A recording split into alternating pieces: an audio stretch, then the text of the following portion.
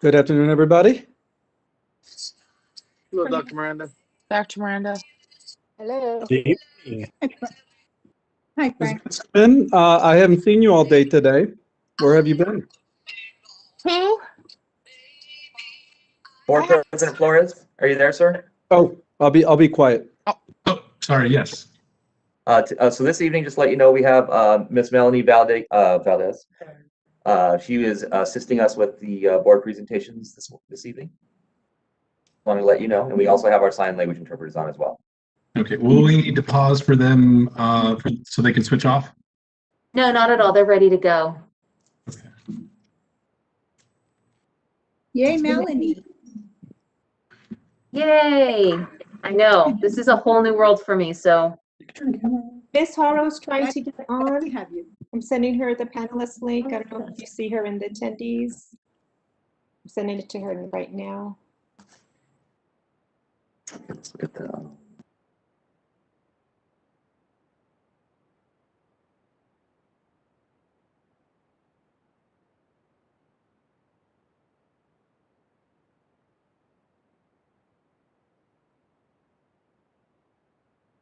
Hi, Miss Sandoval, can you hear us?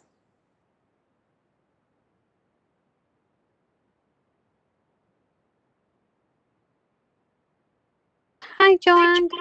Hi, Miss Sandoval, how are you?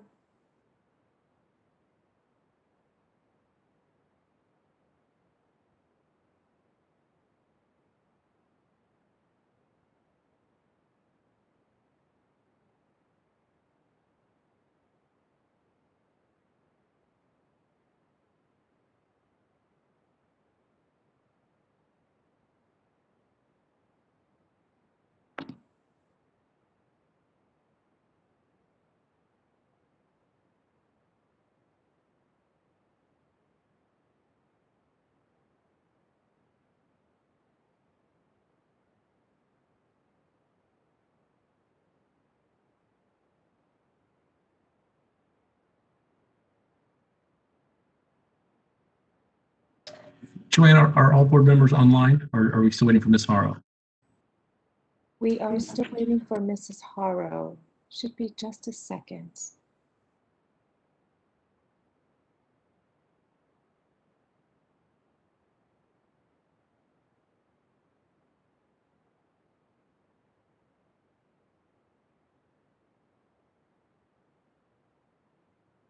I believe I see her. Mrs. Harrow, are you there?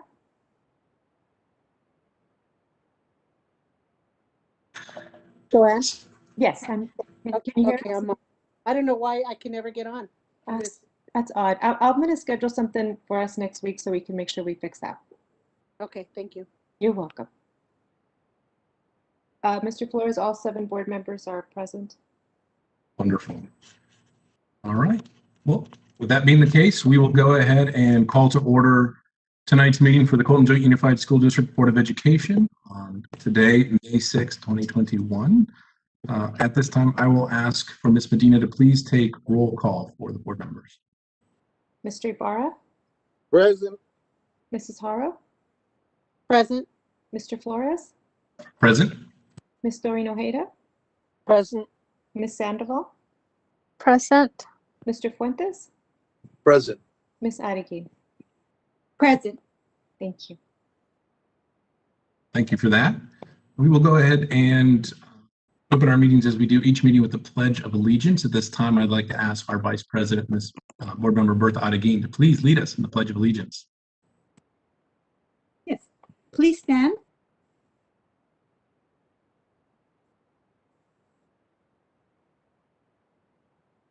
Right hand over your heart. Ready, begin. I pledge allegiance to the flag of the United States of America and to the republic for which it stands, one nation, under God, indivisible, with liberty and justice for all.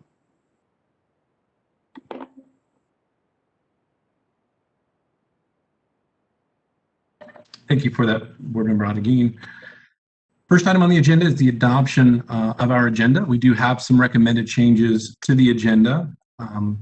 Staff is recommending that we amend item 11.2, our personnel public employee item, to add one classified coach.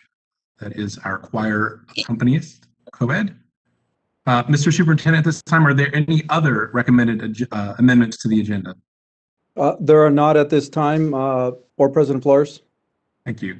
Okay, so I will ask if there's a motion to approve item 1.3, the amended agenda as presented by staff. So moved, Israel Fuentes. Second. Wonderful. Motion from Board Member Fuentes and a second by Board Member Thorin Ojeda. All right, I will ask for a roll call vote. Mr. Ibarra, Yes. Mrs. Haro, Yes. Mr. Flores, Yes. Ms. Doreen Ojeda, Yes. Ms. Sandoval, Yes. Mr. Fuentes, Yes. Ms. Arrigue. Yes. Thank you. Wonderful. The item is approved. Takes us to our school showcase. And tonight we have the Mighty Yellow Jackets from Colton High School. So I will turn it over to Principal Joda Murphy to introduce our student leaders for tonight's presentation. Good evening, and thank you for allowing us this opportunity. I would like to introduce to you Juan Barone, who is going to be our student representative to talk about Colton High School tonight. Good evening, Board President Dan Flores, board members, Superintendent Miranda, and members of the audience. I'm a freshman at Colton High School. My name is Juan Barone, and I'm the ASB freshman class vice president. It is with great pleasure and great honor that today that I bring to you our very first Colton High School showcase video.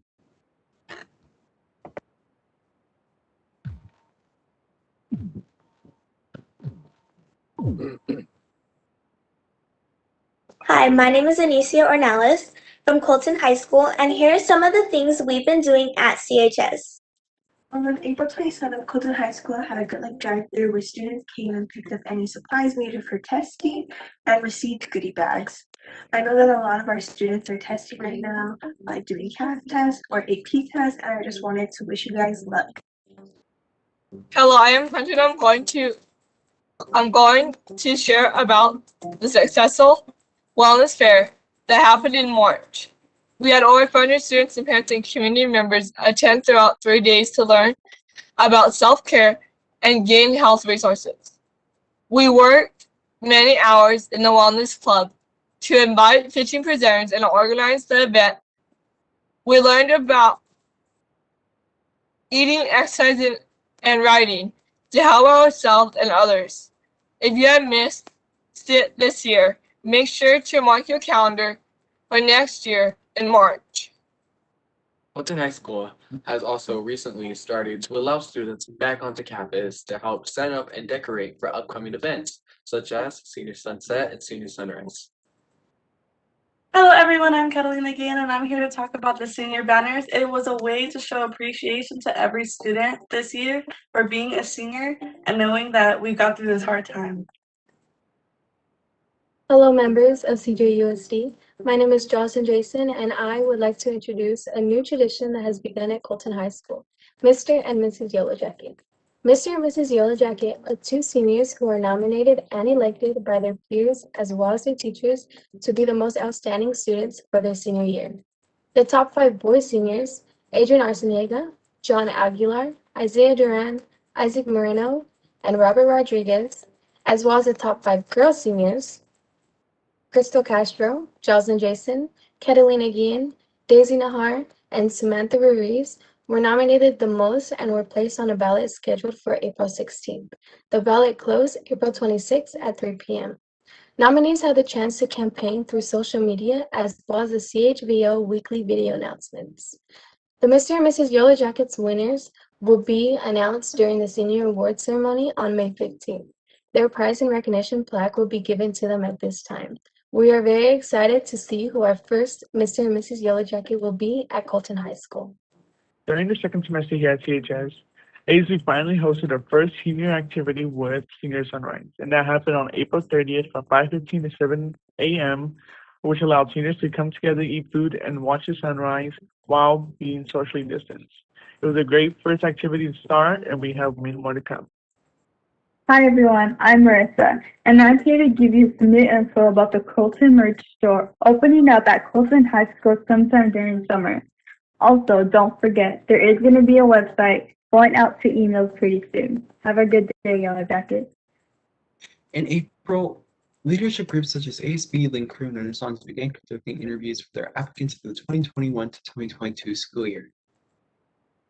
These applicants may be notified of their acceptance or denial into these groups in May. Hi, my name is Eva Gonzalez, and I'm a student at Colton High School. Colton High School has been offering an assortment of recognition to both staff and students. Students can nominate staff members who have done an amazing job for recognition, and just alike, staff can nominate students who have done an amazing job as well. Colton High School is also offering perfect attendance awards such as monthly raffles to win an assortment of goodies. Colton High School has also been offering monthly Kahoot games to win other fine prizes. At Colton High School, we also offer birthday recognitions each month. This has been Eva Gonzalez. Thank you. After we came back from spring break, students started back up on sports and conditioning. We currently have soccer, baseball, softball, track, tennis, and swim participating in games. Hi, my name is Adia Oropesa, and I'll be talking about our overview of freshman orientation. Let me start off with the days that we hosted. We did 2 days, and one of the two was on February 10th from 1 to 2:30 p.m. with Colton Middle School students. Their last names were from A through L. And our second day we did was February 17th from 1 to 2:30 p.m. And we had Joe Baca Middle School and Colton Middle School students together with their last names M through Z. Our first day was a little rough due to students struggling to log on due to connection issues. And while the second day had improved with there being a lot more participation and a lot more students that logged on. Thank you and have a nice day.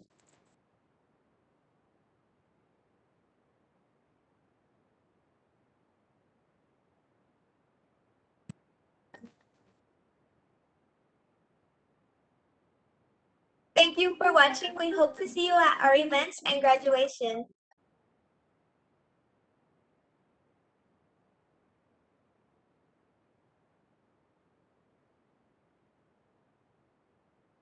All right. Wow. Thank you for that. That's a great update on all the activities taking place at Colton High with our seniors. I didn't know if we have some of the folks on the line, do we, Jonah, as well?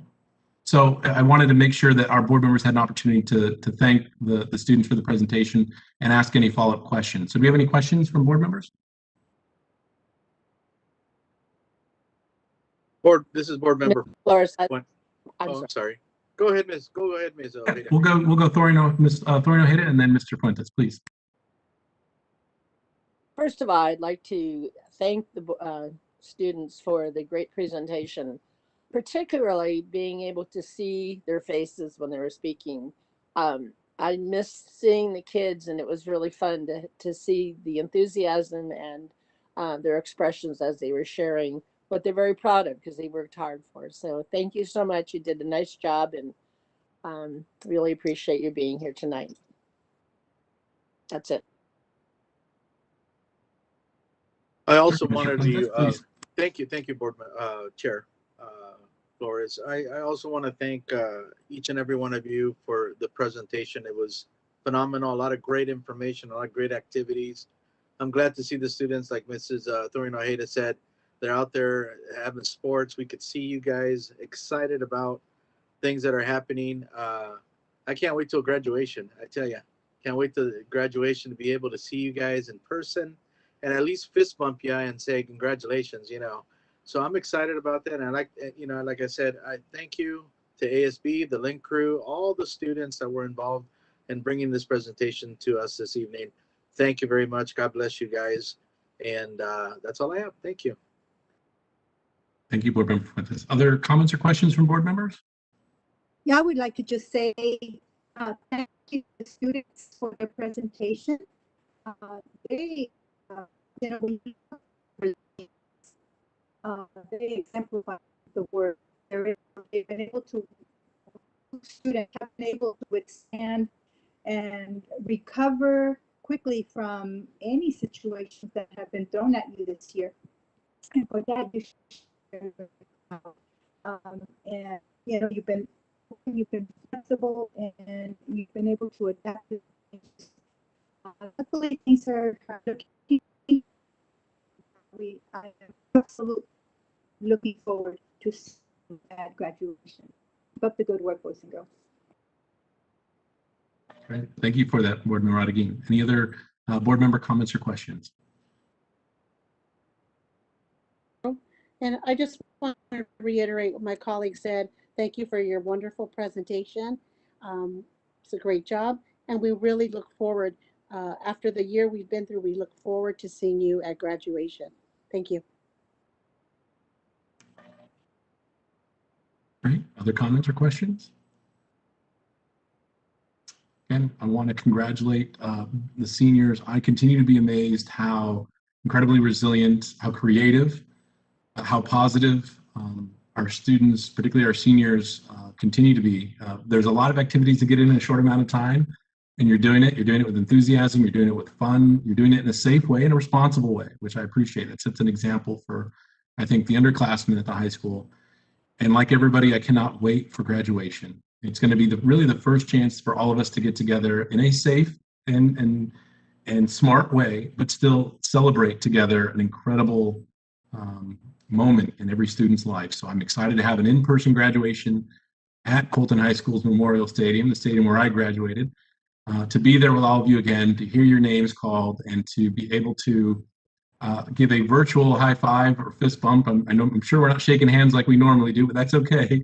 We will be there with you, and that's the most important thing. So I want to thank the seniors at Colton for everything that you're doing for all of the students that are in your class. So with that, we will thank you, Joda. Thank you, Principal Murphy, for your leadership.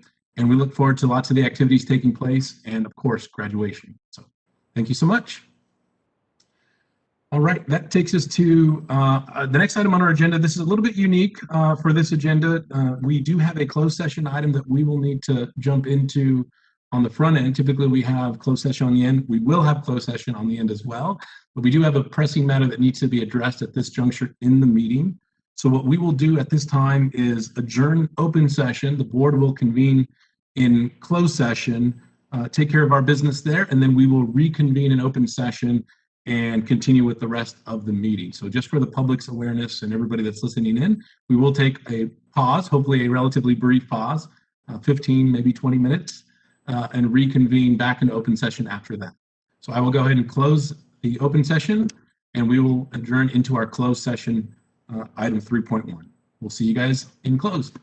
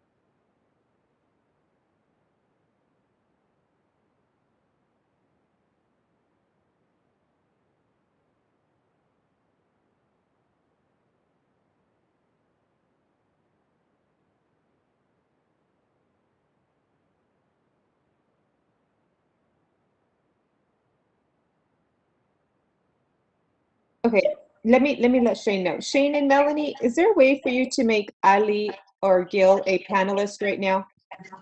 Yeah, we sure can. Just give me one sec. And Joanne, do you mind if she announces that they're in closed session and they'll be back?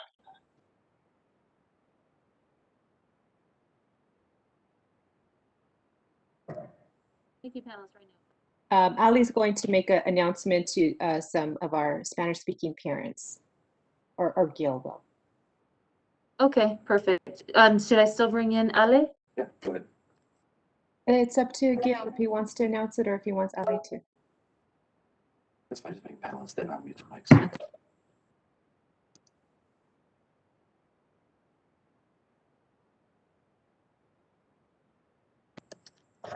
Okay, Ale and Gil are both panelists. Yes, my microphone is open. Thank you very much. Papás, buenas tardes. Quisiéramos avisarles que nos da mucho gusto que estén participando en nuestra junta y que como una situación extraordinaria, el Consejo Educativo está en sesión cerrada por unos minutos. La junta sigue, pero estamos como en un intermedio. En unos minutos más, cuando ellos regresen, entonces proseguimos con la junta. Agradecemos su paciencia y seguimos aquí conectados para llevar a cabo nuestro reporte de necesidades anual. Muchas gracias. Thank you, Joanne, and thank you, Melanie. I'm going to close my Ali. We microphone. appreciate it. Of We course. appreciate- Thank you.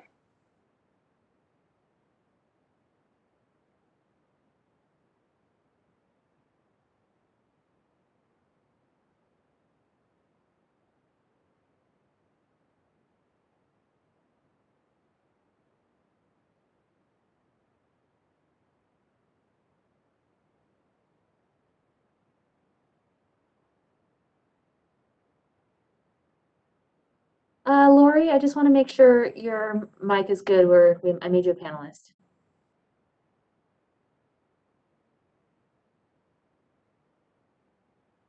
Ms. Carlton?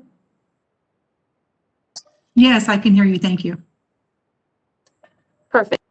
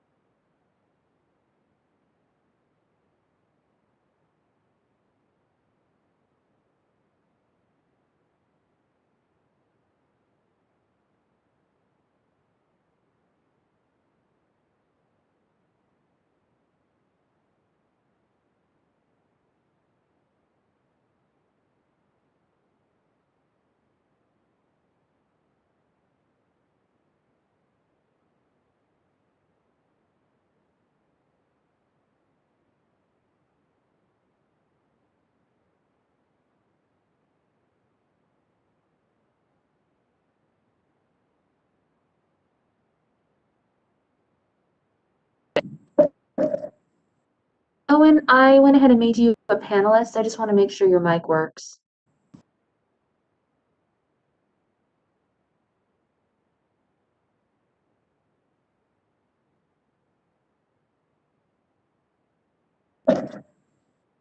Owen, are you there?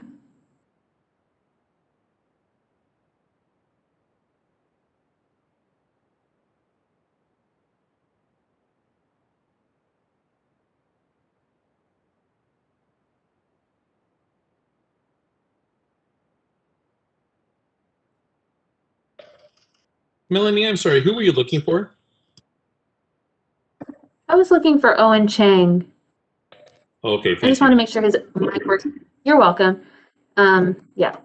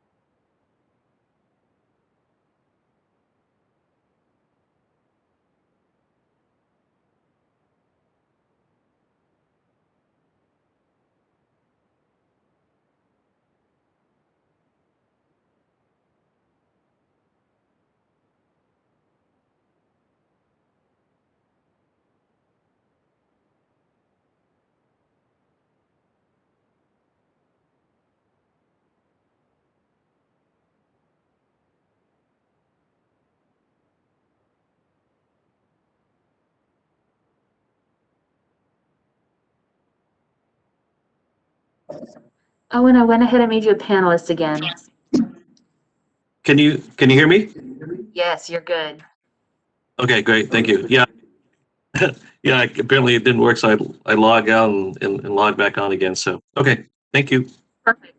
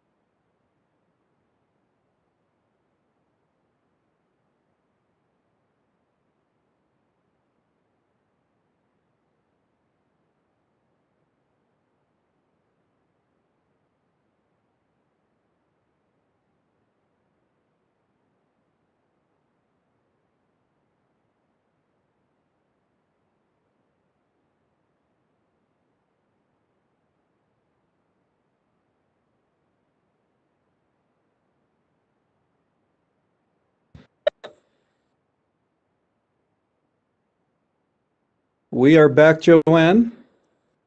Awesome, great. Okay, let's see. See Ms. Sandville, see Ms. Odyssey, see Mr. Flowers, Mr. Fuentes, Ms. Dorina Williams.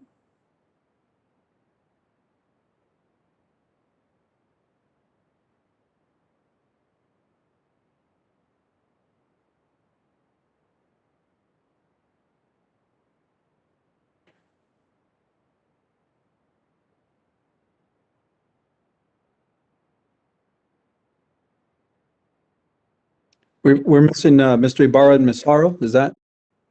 That's correct, Mrs. Haro and Mr. Ibarra. I see Ms. Haro on.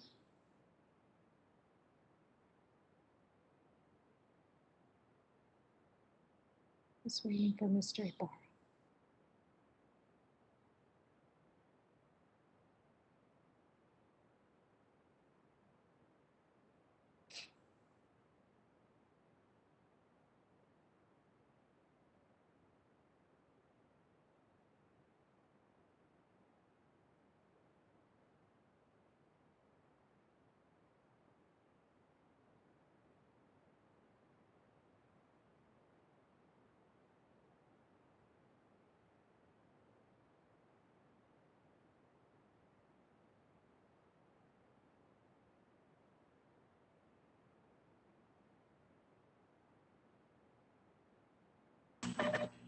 And Joanne, once we do have everyone online, we'll do a quick roll call just to make sure that we officially have all board members present, once we have everybody on. Sounds good.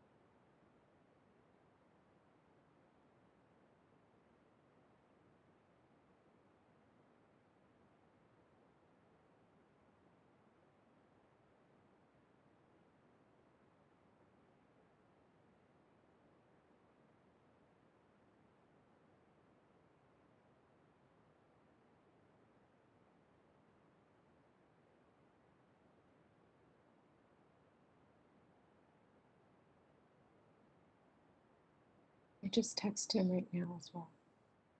Sent him the link.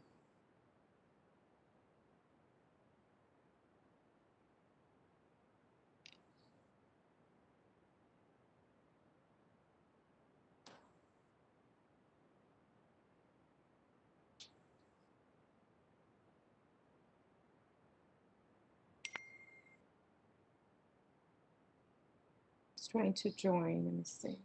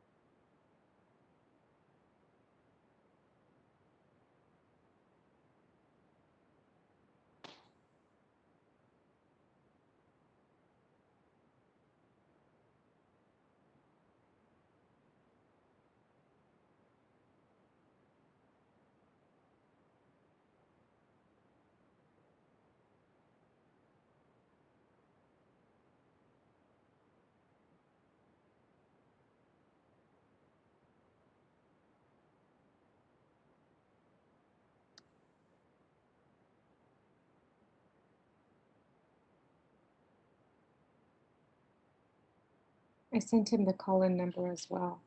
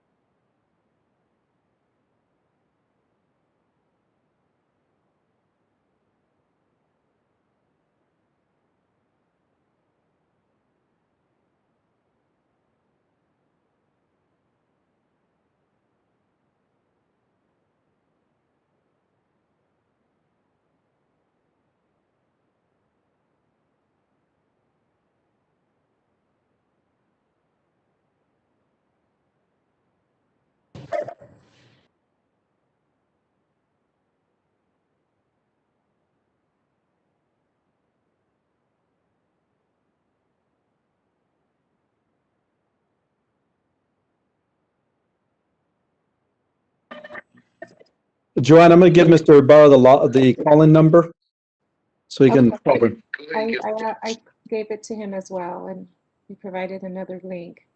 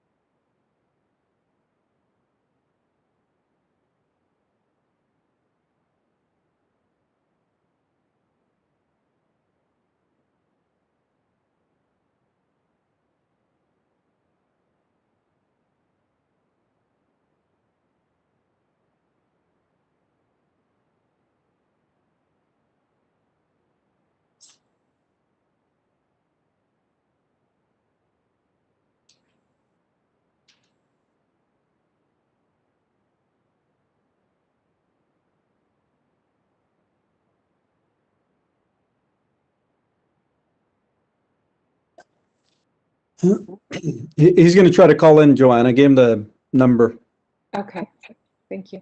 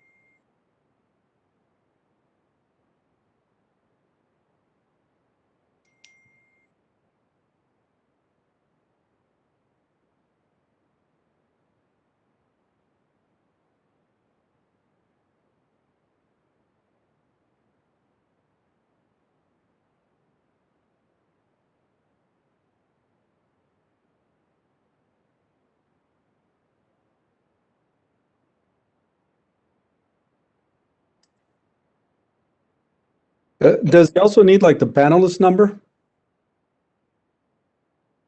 Yes.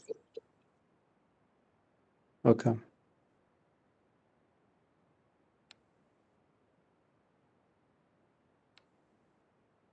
I have it right here.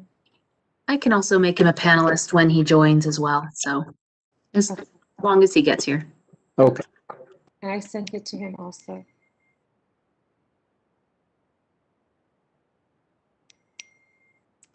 Do you guys have elevator music? No.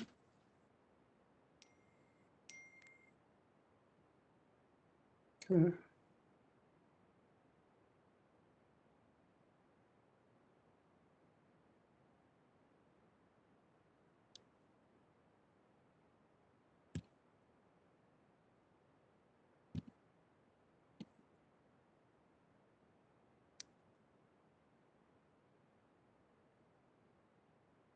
Can we have Shane or somebody work with him and maybe, or do you want to wait for Mr. Flores? Maybe we can have staff, somebody work with Mr. Ibarra to get him on. That's fine. We should. I think the question is, if we think it's going to take a little bit, we might want to start the meeting. We do have a quorum. I don't want to preclude him from participating. The next item is a public hearing of which it's more of a formality. Then we'll go into our presentation. So he'll likely, hopefully be here before we take any action. Okay. I'm okay if the board's so inclined to go ahead and get going and allow him to catch up once staff's able to work with him and get him logged in, if that's all right. Any objection to that from board members? Okay. All right, just to be cognizant of the time. So I know sometimes it's technology stuff. It's one of the things I won't miss when we start our in-person meetings. So what we will do is I will go ahead and call to order and reconvene, if you will, the open session. Oh. Melody, I think I see him, call-in user. I think we have him. Second from the bottom, Melanie. In the participants list, you're saying? In the attendee list. Yeah, there's a few. Ooh, we I have just quite a sent you few, the, actually. I sent you the last four numbers. In my list, he's the second to the bottom.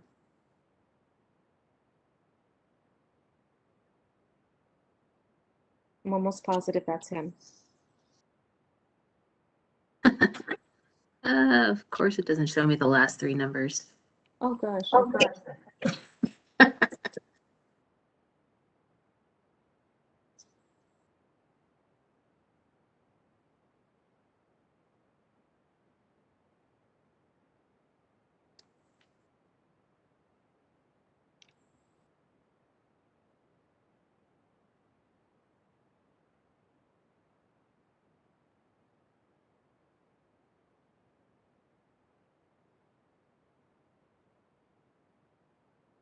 Okay, I think maybe the process of elimination. He's call-in user, and then those four numbers I gave you. But you said you can't see those numbers, so. No, I have Melanie, maybe just bring them over and then we can ask if that's who it is. Brilliant. I'll just start with the newest one to join. Yes. Let's do that. Okay. Oh.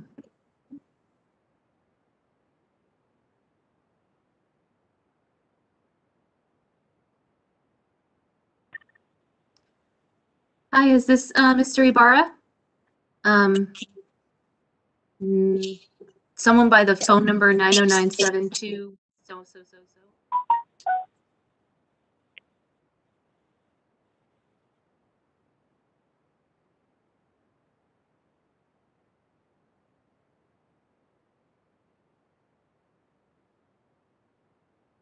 Ibarra, are you there?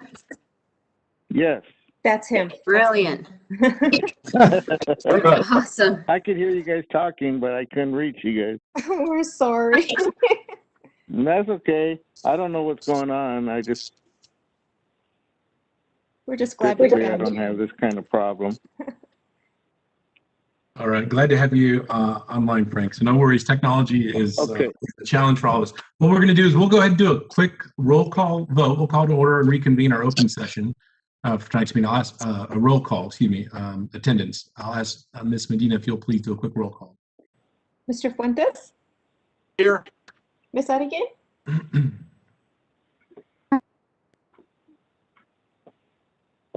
Mrs. Adige?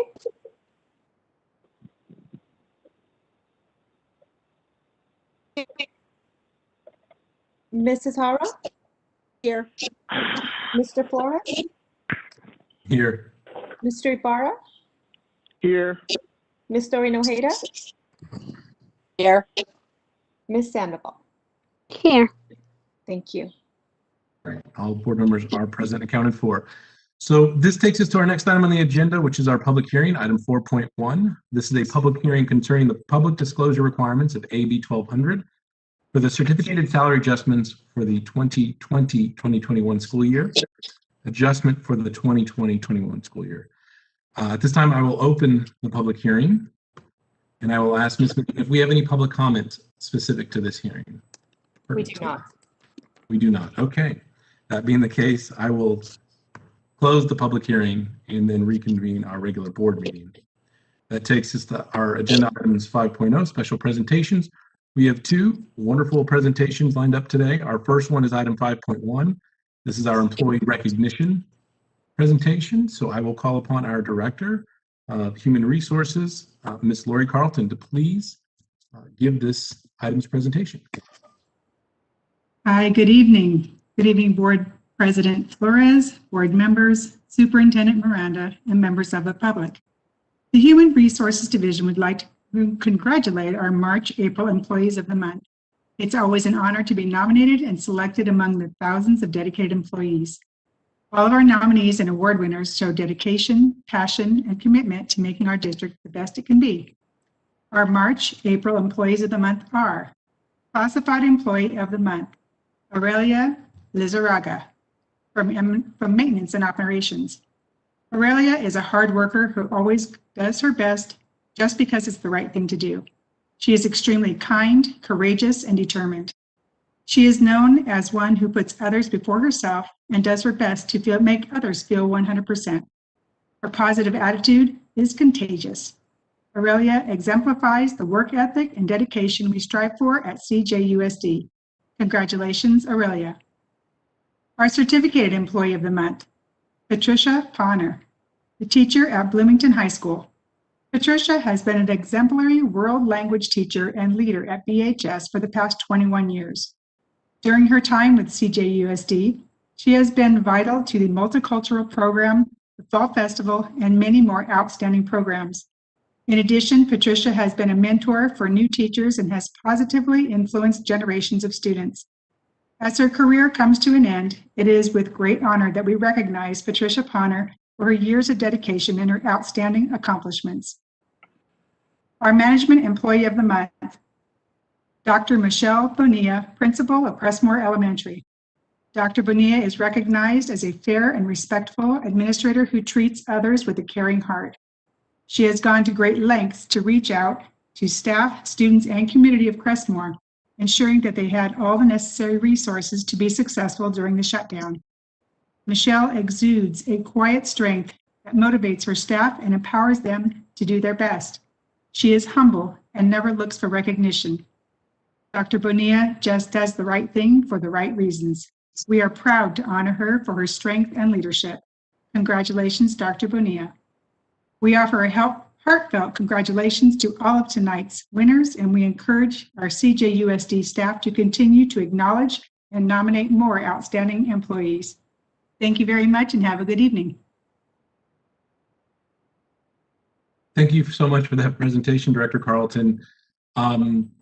We can't say enough. This is just a small token of appreciation for our employees who do amazing things across the district.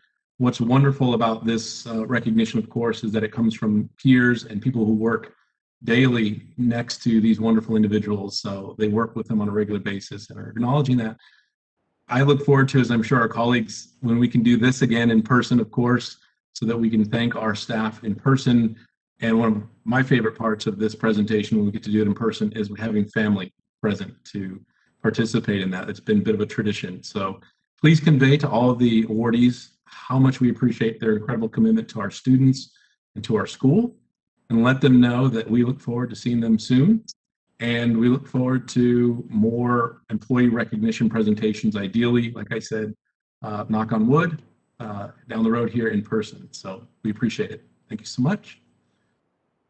Our next presentation on the agenda, this is something that we do on a regular basis, and it's a very exciting and important presentation because it's very engaging with the parents that are very active in our district. This is item 5.2, our District English Learner Advisory Committee, our DLAC presentation, which is the needs assessment.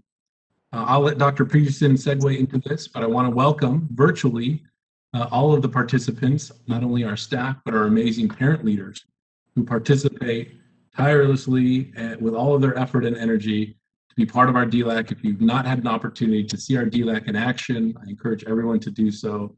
They are amazing advocates for our English language learners in the district, and we welcome them to tonight's meeting. So I'll turn it over to Dr. Peterson. Thank you, Board President Flores. And I would just like to turn it straight over to our Language Support Services Director, Mr. Gil Diaz, who will introduce our presenters for tonight. Thank you, Dr. Peterson. Appreciate that. Good evening, Board President Flores, board members, Superintendent Miranda, Executive Cabinet, and community members. It is my pleasure to introduce Ms. Suget Lopez, Mr. Steve Gomez, and Mr. Felix Michel, three parent members from the DLAC that will present the annual DLAC Needs Assessment this evening. These parents were selected to represent the voice from the larger DLAC membership. Our traditional practice of reviewing state and local data was limited given the current COVID-19 contingency. However, DLAC did review several other data, including LPAC summary reports, reclassification rates, district assessment, and student grades. We also conducted a targeted DLAC parent survey and used the responses as discussion points in our breakout sessions during our data chats.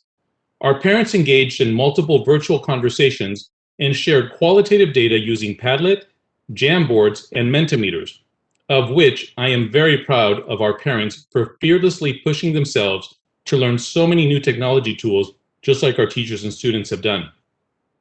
All of these meetings were conducted virtually, and our parents have so graciously embraced and mastered these new communication platforms. Thank you, parents, for being courageous and models for your children. I will now do the introduction in Spanish. Buenas tardes, señor Flores, presidente del Consejo, miembros del Consejo, superintendente Miranda, gabinete ejecutivo y miembros de la comunidad. Es un placer para mí presentar a la señora Suget López y a los señores Steve Gómez y Felix Michel, quienes en representación de DLAC nos traen la valoración de necesidades. Ellos son esta tarde la voz de la membresía de DLAC. La práctica tradicional es revisar datos locales y estatales. Hacerlo ha sido limitante debido a la contingencia COVID-19. DLAC revisó otros datos, incluyendo reportes de LPAC, tasas de reclasificación, valoraciones del distrito y calificaciones del alumnado. Además, llevamos a cabo una encuesta específica para padres de DLAC y utilizamos sus respuestas como puntos de conversación durante nuestras sesiones colaboración respecto a los datos. Me siento orgulloso de nuestros padres de familia. Ellos compartieron impresiones en maneras totalmente virtual por medios de Padlet, Jamboards y Mentimeters. Fueron valientes y se atrevieron, como muchos de nuestros maestros y alumnos, a aprender a utilizar tecnología nueva. Todas las juntas fueron virtuales y nuestros padres de familia han amablemente adoptado y logrado utilizar estas nuevas plataformas de comunicación. Gracias, padres de familia, por ser ejemplos de valentía ante sus hijos. I now have the pleasure of inviting Mr. Gomez, Ms. Lopez, Mr. Gomez, Ms. Lopez, and Mr. Michel, who will present the needs assessment in English and immediately following in Spanish. Mr. Gomez, the floor is yours. Thank you. Thank you, Mr. Diaz. Good evening, Board President Flores, Board of Education, and Superintendent Miranda. My name is Steve Gomez, and I am here with my wife, Suget Lopez, representing the DILA members. Every year, the committee reports to you the needs parents see for our English learners. Moving on to slide number 2. Henry Ford once said, "Coming together, it's a beginning. Staying together, it's progress. And working together is success." Examples of working together that resulted in a success are transition from in-person instructions to distant learnings, distribution of Chromebooks and hotspots to students. During this contingency, distribution of school meals, and virtual district parent meetings during the year to keep us informed with relevant information, a student assistance with a homework helpline, tutoring, and mental health for our students and families. Extra activities for our students like story time, dancing, singing, cooking, band, and arts and crafts. This past year has been unique. Our students, families, teachers, staff, and administrators have worked together to meet the student needs. Parents of DILA believe that now is the perfect time for parents, educators, and district leaders to continue work together and take the education to our students to the next level. We continue with Suget on the next slide. Good evening. My name is Suget Lopez. As stated, this past year has been an opportunity to learn and improve. Our top priority as parents is one we share with you, having children who as adults achieve success in the area of their choosing. Let's continue on the next slide, please. These recommendations are the result of work that parents from various schools in our district did together, looking at many forms of data during our meetings with DLAC membership. This is the voice of parents. Throughout the year, Mr. Diaz gave us lots of information. He told us that his team collaborates with other departments to support students' progress. We recognize that we have accomplished a lot, and we look forward to continuing the work and finding new ways to work together in supporting our students. Steve will begin with our presentation of recommendations.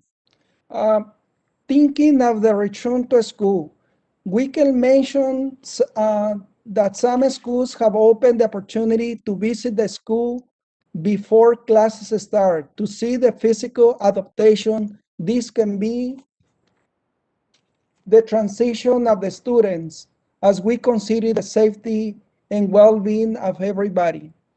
Ensure a learning loss plan with necessary supports is present to serve our children and closely monitor the effectiveness of the plan. We know mental health services are offered to our students, especially during this time. We ask that these services continue to be accessible to our community.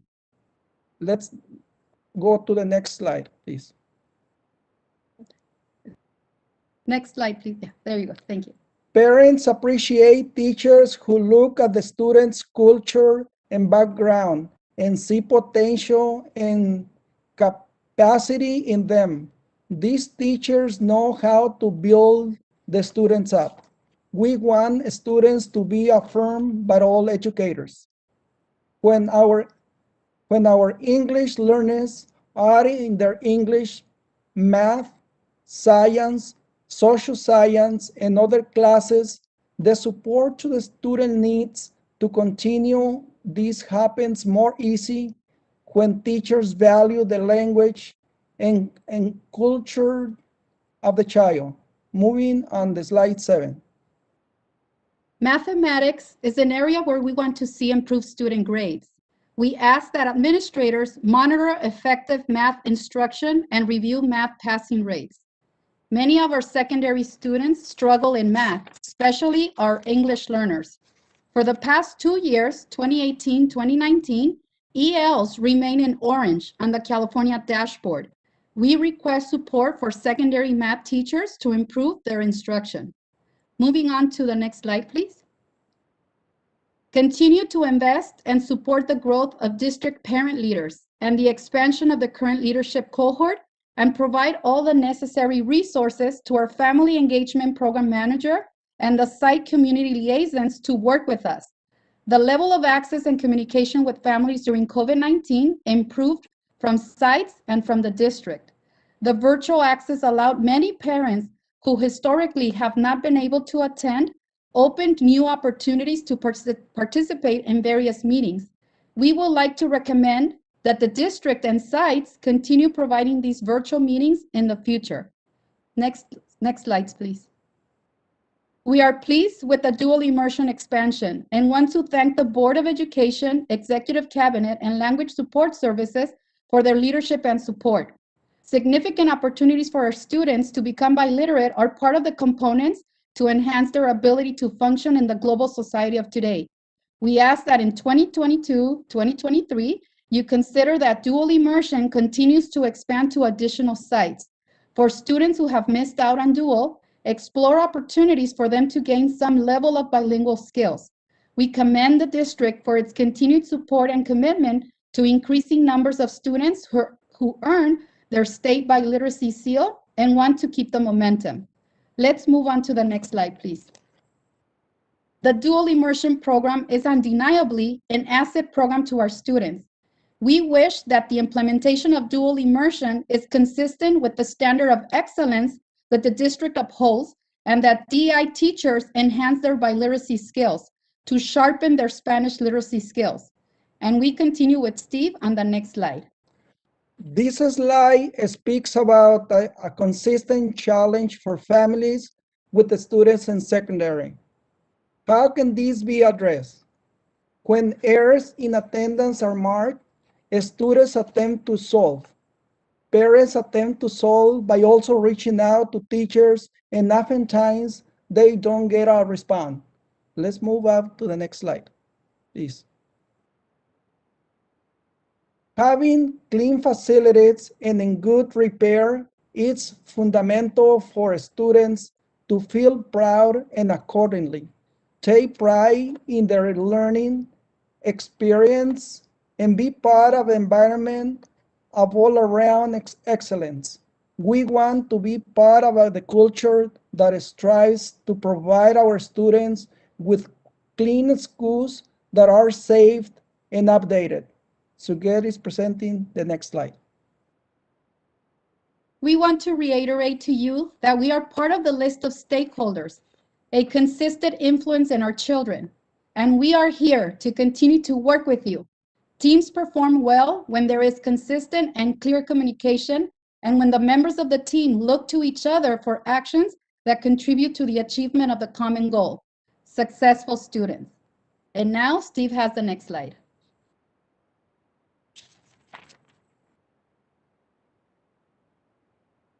Let's talk about parent engagement.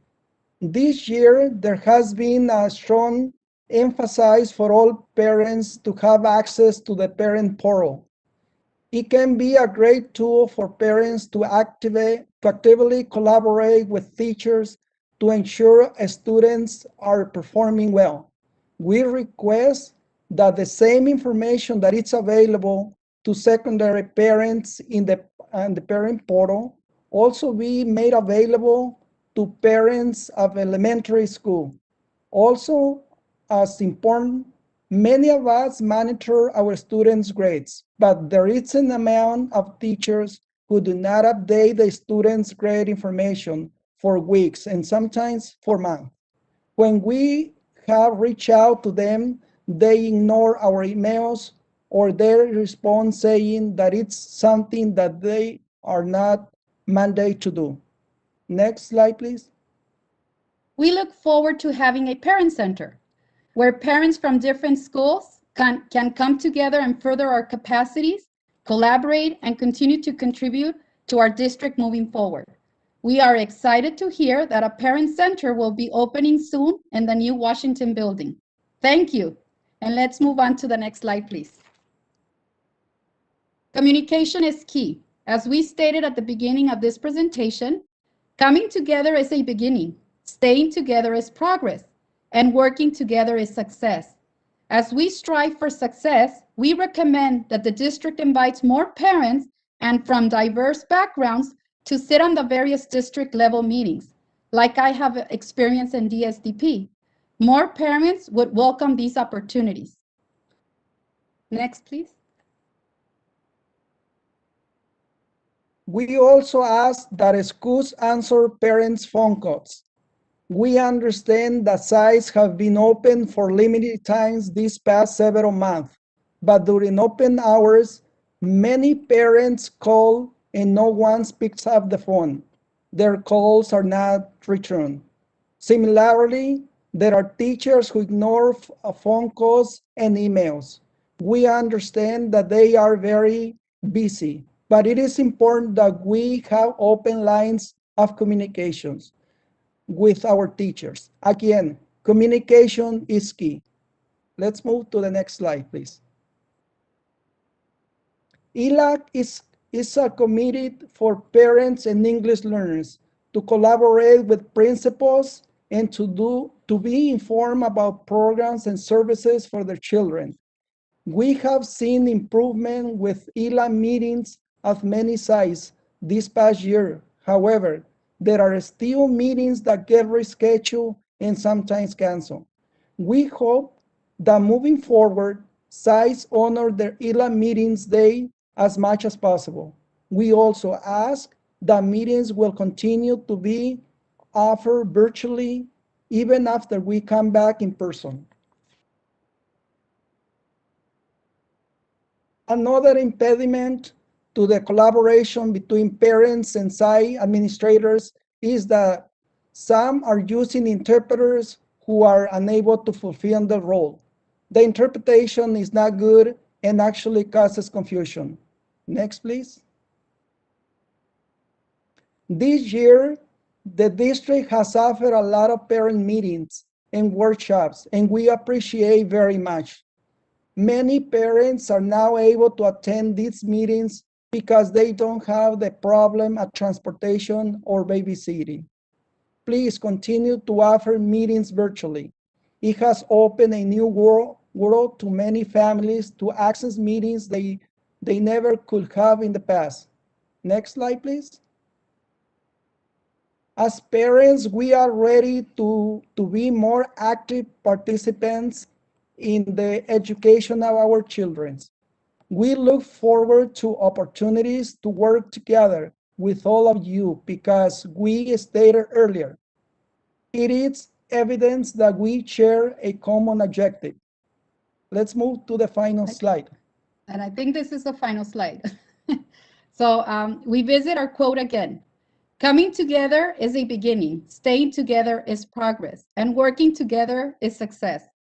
This past year and a half, COVID has given us a hidden gift, one that has forced all of us to reinvent ourselves and to get out of our personal comfort zones. And we think we rose to the occasion. We came together and we have collaborated more than we did in the past. And we want to say, this is a positive change that can help all of our children. Let's continue to work together to contribute to the success of all of our students as we embark in this new chapter for reinventing education. And now we're gonna present this report in Spanish. Mr. Michel? Muy buenas tardes, Presidente Flores y miembros del Consejo. Superintendente Miranda, yo soy Félix Michel y represento con mis compañeros padres la voz de la membresía de DILAC. Cada año reportamos las necesidades que ven los padres para nuestros alumnos aprendices de inglés. A continuación, siguiente diapositiva, por favor.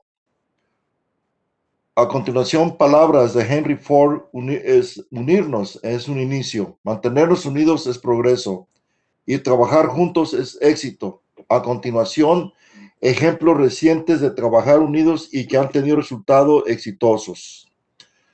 Transición de enseñanza en personas, aprendizaje virtual, distribución de Chromebooks y hotspots al alumnado. Durante esta contingencia, distribución de alimentos, junta informativas de diario para los padres, ayuda adicional para alumnos, línea de la tarea tutoría, apoyo de salud mental para alumnos y familias, actividades extra que ofrecieron algunos maestros a sus alumnos, cuentos, baile, canto, cocina, manualidades, música y más. Este año ha sido único como ninguno antes y alumnos, padres, maestros, personal y administradores nos hemos unido para asegurar que nuestros niños necesitan lo que reciban. Los papás de DILAC creemos que este es el momento perfecto para que los padres y el liderazgo del distrito continúen trabajando juntos para llevar el nivel de educación de nuestros hijos al siguiente nivel. Continuamos con sigo yo. Como hemos dicho, este año pasado ha sido una oportunidad para aprender y mejorar. Y nuestra más alta prioridad como padres es una que compartimos con ustedes, tener hijos que al llegar a una edad adulta logren ser exitosos en la profesión que elijan. Siguiente diapositiva. Siguiente, por favor.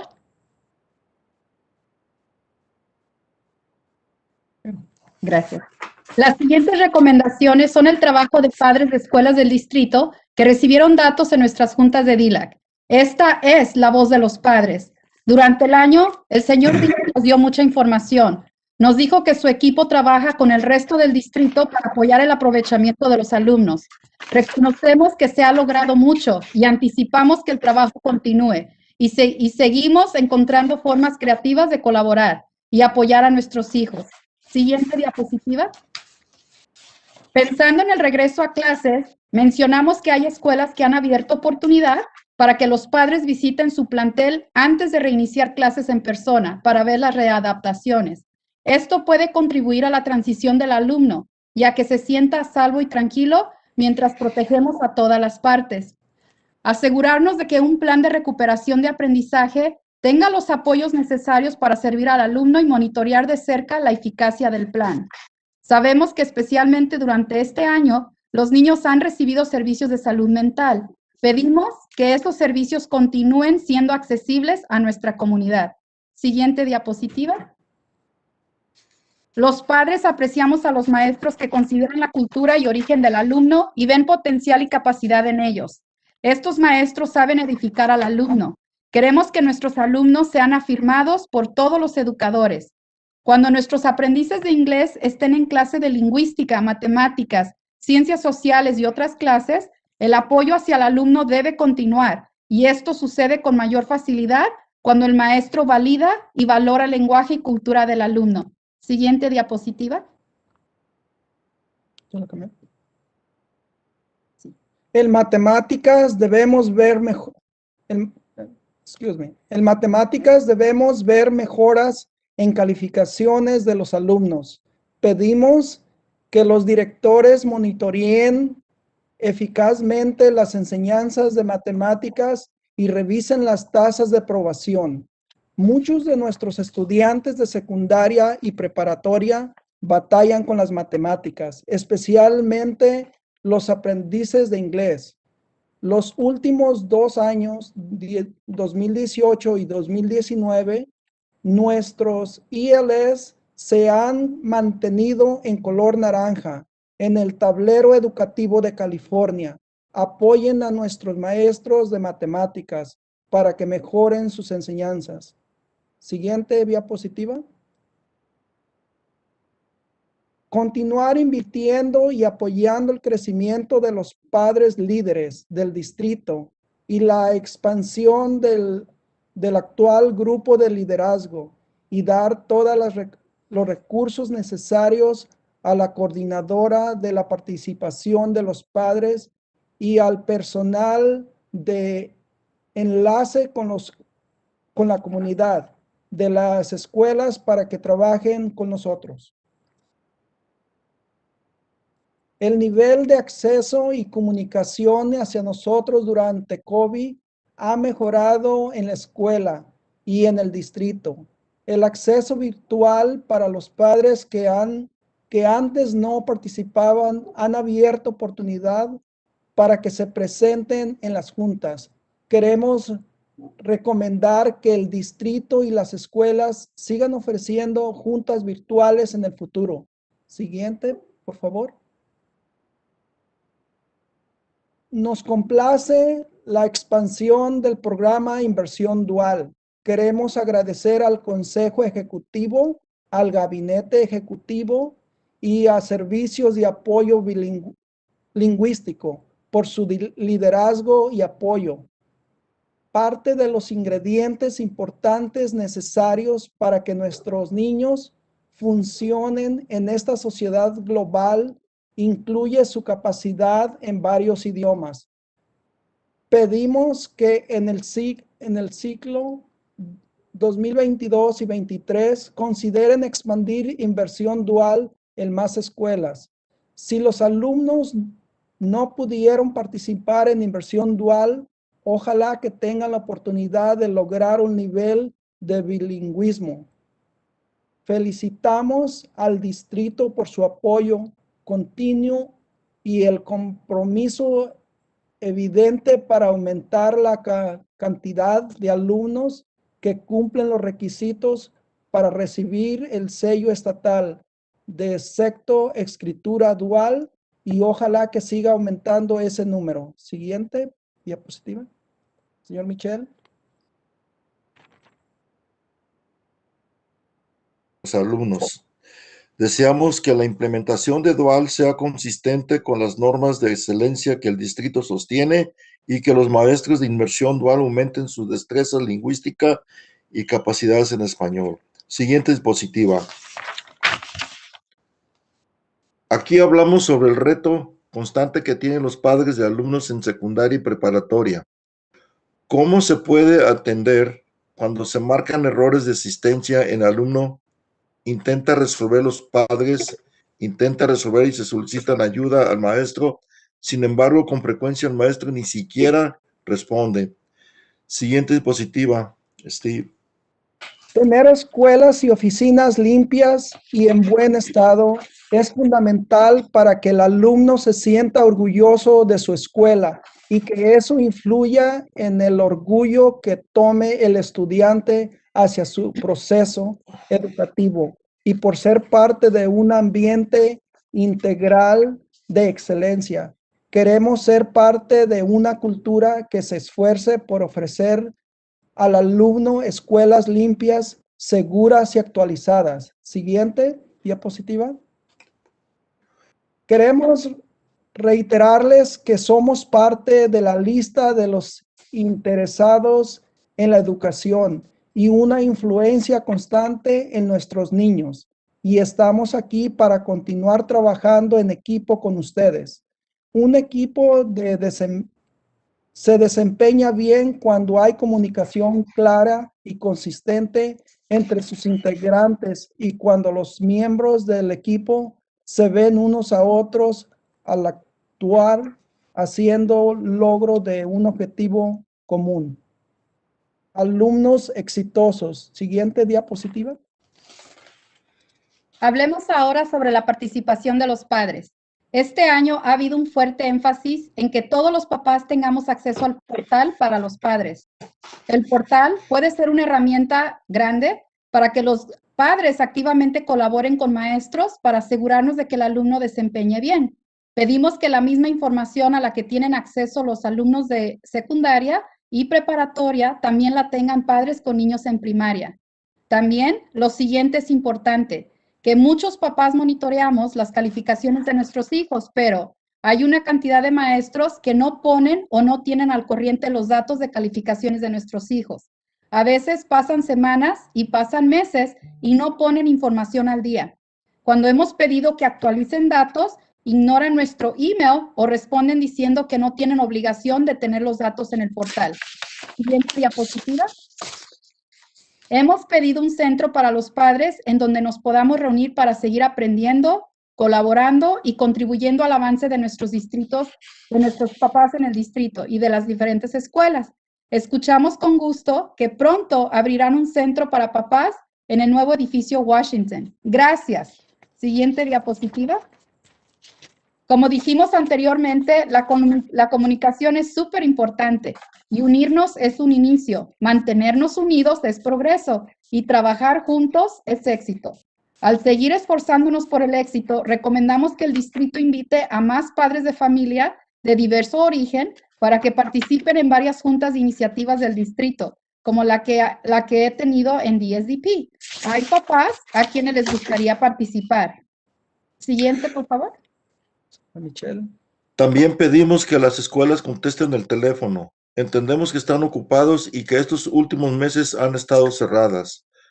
Pero durante horario de servicio llaman muchos padres a quienes no les contestan el teléfono y si dejan mensaje no les responden la llamada. Igualmente hay maestros a quienes los papás enviamos emails o llamamos y nos ignoran. Entendemos lo ocupado que están, pero para tener comunicación abierta y colaborar con los maestros, necesitamos tener ese elemento clave, la comunicación. Siguiente diapositiva. ILAC es el comité para que colaboremos los papás de aprendices de inglés con los directores y estemos informados sobre los programas y servicios para los niños. Hemos visto mejora en las juntas ILAC este año. Sin embargo, todavía hay juntas que se reprograman o se cancelan. Esperamos que al avanzar hacia adelante, las escuelas respeten las fechas de las juntas ILAC lo más posible. También es nuestra recomendación que las juntas sigan ofreciéndose virtualmente a pesar de que regresemos a educación en persona. Otro impedimento para la colaboración de directores y padres de DILAC es que algunos de ellos tienen intérpretes que no cumplen su papel. La interpretación no es buena y de hecho causa mucha confusión que otra cosa. Siguiente diapositiva. Este año el distrito ha ofrecido muchas juntas informativas para papás y talleres y lo agradecemos muchísimo. Muchos papás ahora pueden asistir a estas juntas y ya no tienen el problema del transporte o del servicio de guardería. Por favor, sigan ofreciendo la opción de asistir a las juntas virtualmente y combinar eso cuando podamos tener juntas en persona. Esta opción virtual ha dado acceso a las juntas a papás que no habrían participado antes. Siguiente diapositiva. Estamos listos para ser participantes activos de este equipo y esfuerzo de la educación de nuestros hijos. Esperamos oportunidades para colaborar con ustedes en nuestro papel de papás, porque como lo dijimos antes, tenemos un objetivo que nos une. Siguiente diapositiva.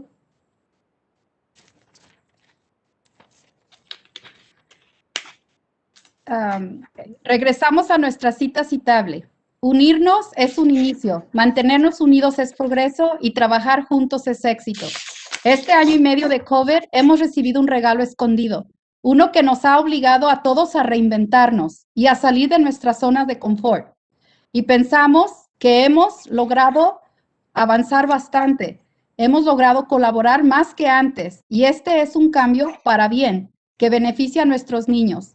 Sigamos trabajando en equipo para contribuir al éxito de todos nuestros niños al embarcarnos en esta nueva página y juntos reinventemos la educación. Gracias. Gracias. Gracias.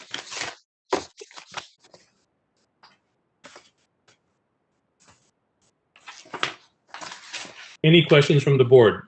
Parents, thank you so much. Thank you for the presentation. Mrs. Lopez, Mr. Gomez, Mr. Michel. You have continued to be very involved in the district. I, first of all, think on behalf of the board, I want to thank you for that. We do have lots of questions. I have questions. I'm sure board members have questions, but let me begin by thanking you for that wonderful presentation, that honest presentation that challenges us to improve, which we always want to do, but also highlight some of the wonderful things that are happening in our district. And you, as parents, and Mr. Michel, you have been with this district, I can't count how many years, and have continued to participate and continue to give your all. So I want to thank you for that. But let's begin with questions from board members for either our parent presenters or our staff. Mr. Gill is here along with, I believe, Ms. Alejandra, Ms. De La Torre is here as well. Wonderful. Our experts are here. So I'll open it up to questions or comments from board members. I would like to make a comment. Please. I'll say it in English first and then in Spanish. First of all, Suget and Steve, Mr. Steve and Mr. Felix, I want to thank you for the excellent presentation that you provided us tonight.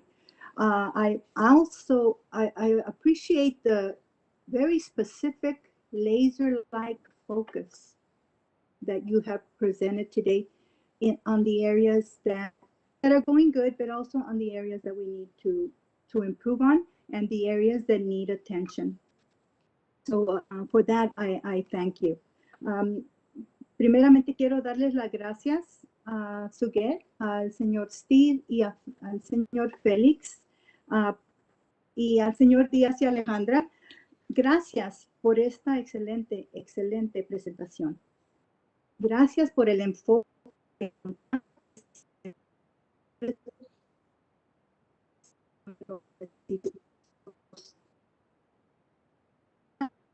para enfocar las cosas que van bien. Los escuchamos y los valoramos. Y tenemos nuestro plan de mejora porque lo que han presentado ahora es lo que vamos a aportar para mover.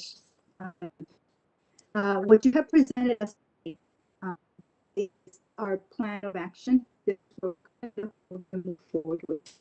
So again, thank you so much for this presentation. And again, we value you. And I know there's a lot of ELAC or DLAC parents online tonight. And I would like also to say thank you for participating. Yo sé que hay muchos padres de familias que están ahorita en esta presentación. Les agradezco.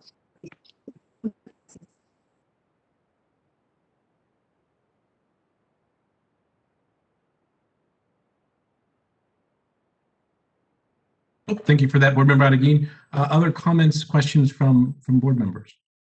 Yes, this is Board Member Fuentes, if I may. First of all, I want to thank Mr. Gomez, Ms. Lopez, Mr. Mitchell for the great presentation. I also want to thank the parents that are here this evening in support of the DLAC parents. When I first came to the district about almost 13 years ago, my daughter started at Grimes Elementary and they were offered the dual immersion program. When we heard that they had that program at Grimes, my wife and I said, yes, we do want our kids in the dual immersion program. So my oldest, who will graduate this year from Bloomington High with a biliterate seal, she has taken the test and I know she'll pass it and she'll be getting that seal on her diploma, which I'm excited about. Started dual immersion in first grade, actually. When we came to the district, she had already done kindergarten. So she was given the opportunity to do that. And then her little sister started preschool, and then in kindergarten, she started the dual immersion program. As of today, both my girls speak, they read it, and they write it, and it's nothing difficult for them. I am so very proud of our dual immersion program. I am a big supporter of it. I'm excited to hear about I'm excited that we have already initiated the 2 schools that are opening up with dual immersion. And I do, as I'm looking at the PowerPoint, I am in support of getting more schools open for dual immersion. So that's one of those. And then both my daughters were also EL students. Both my girls were in the EL program. And currently I have one of them who's a freshman at Bloomington High School who is an EL student. So I have always supported our EL students. No matter what, our EL students are part of me. When I first started school, I was an EL student, or back in the day, used to call it ESL, English as a second language. So I started, to be honest with you, I didn't start speaking English until I was in 3rd grade. And so I am in very, very great support of those programs. Also, I want to thank the parents for bringing all these needs assessments. As my colleague Bertha said, you know, we need to work together. And I think that our parents are always a key to the success of our students. We really, I am excited because I remember I had to do this report. I think I did this report maybe about 8 years ago in front of the board that was then the board. And so I know it's not easy to do this. And I want to thank Mrs. Lopez and Mr. Gomez and Mr. Mitchell for bringing this forward to us. We will, and we are listening, and we will support everything that has been brought to us. And as things get, as we answer these questions, as we answer these recommendations, I'm going to guarantee that we will respond back to each and every one of those parents that worked hard on this presentation. I want to thank Mr. Diaz. I want to thank Mrs. Alejandra de la Torre for all their hard work that they've done for our dual emergent kids, our EL kids, all of our kids, to every single meeting that they've done this year. I know it's been a unique year where we have to do virtual meetings, and I guarantee you we'll continue the virtual meetings for those parents that cannot make it to an in-house meeting. So we will support that. I guarantee we can support that. And once again, thank you to all of you. Bueno, de voladita lo voy a decir en español. Les agradezco a cada uno de ustedes, la señora Gómez, el señor López, la señora López, el señor Gómez, el señor Mitchell, a cada uno de los padres presentes les agradezco por estar aquí en esta tarde. Yo sé que a veces no es fácil poder estar en las juntas, les agradezco. También les contaba que yo tengo una hija, o las dos hijas mías estuvieron en el programa de dual inmersión, y ellas ahora hablan, escriben y leen el español, y la que se va a graduar este año de Bloomington High School va a tomar el examen de sacar el sello para ser bilingüe. Yo sé que lo va a sacar. Tengo una jovencita ahorita en Bloomington High School que es una jovencita en el programa de aprendizaje en inglés, el programa de EL. Ella sigue luchando, pero ¿sabe algo? Yo sé que pronto va a salir exitosa ella también. Cada una de las recomendaciones que ustedes nos dieron en esta tarde, les agradezco por cada una de esas recomendaciones. Me acuerdo que hace como 8 años yo tuve la oportunidad de hacer esta presentación de valoraciones y yo sé que no era fácil hacerlo. Yo me acuerdo que tuvimos tuvimos como 2 o 3 juntas donde hablábamos qué es lo que necesitamos para que nuestros estudiantes tuvieran éxito, desde tener los baños limpios, desde tener las escuelas ordenadas, de tener los libros correctos, de tener las personas que nos traducen, que nos traduzcan bien. Todo eso se vino a la mesa y ahora veo que alguna de esas cosas todavía tenemos que trabajar juntos. Y como dice ahí, como ven en su pantalla, dice, unirnos es un inicio, mantenernos unidos es un progreso y el trabajo juntos es un éxito. Y el éxito es de que nuestros hijos se gradúen y sigan adelante en su carrera.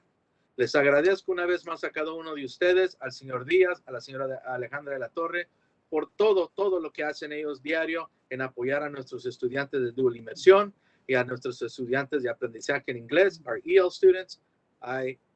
I thank you. Have a great night. Muchas gracias. Que Dios les bendiga a cada uno de ustedes. Thank you, Board Member Fuentes. Other comments from board members? Board Member Haro? Yes, please. Just very briefly, I want to thank the parents for the presentation. As always, it's very well thought out. Their suggestions, their thoughts, everything is truly appreciated. One concern I have, not with the presentation, but something that was said in the presentation, was that DLAC meetings continue to be canceled.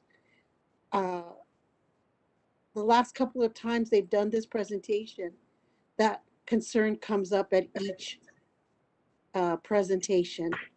And I understand that situations happen, emergencies happen, and a meeting gets canceled. But it seems to be happening a little too often for them to be continually bringing this to us.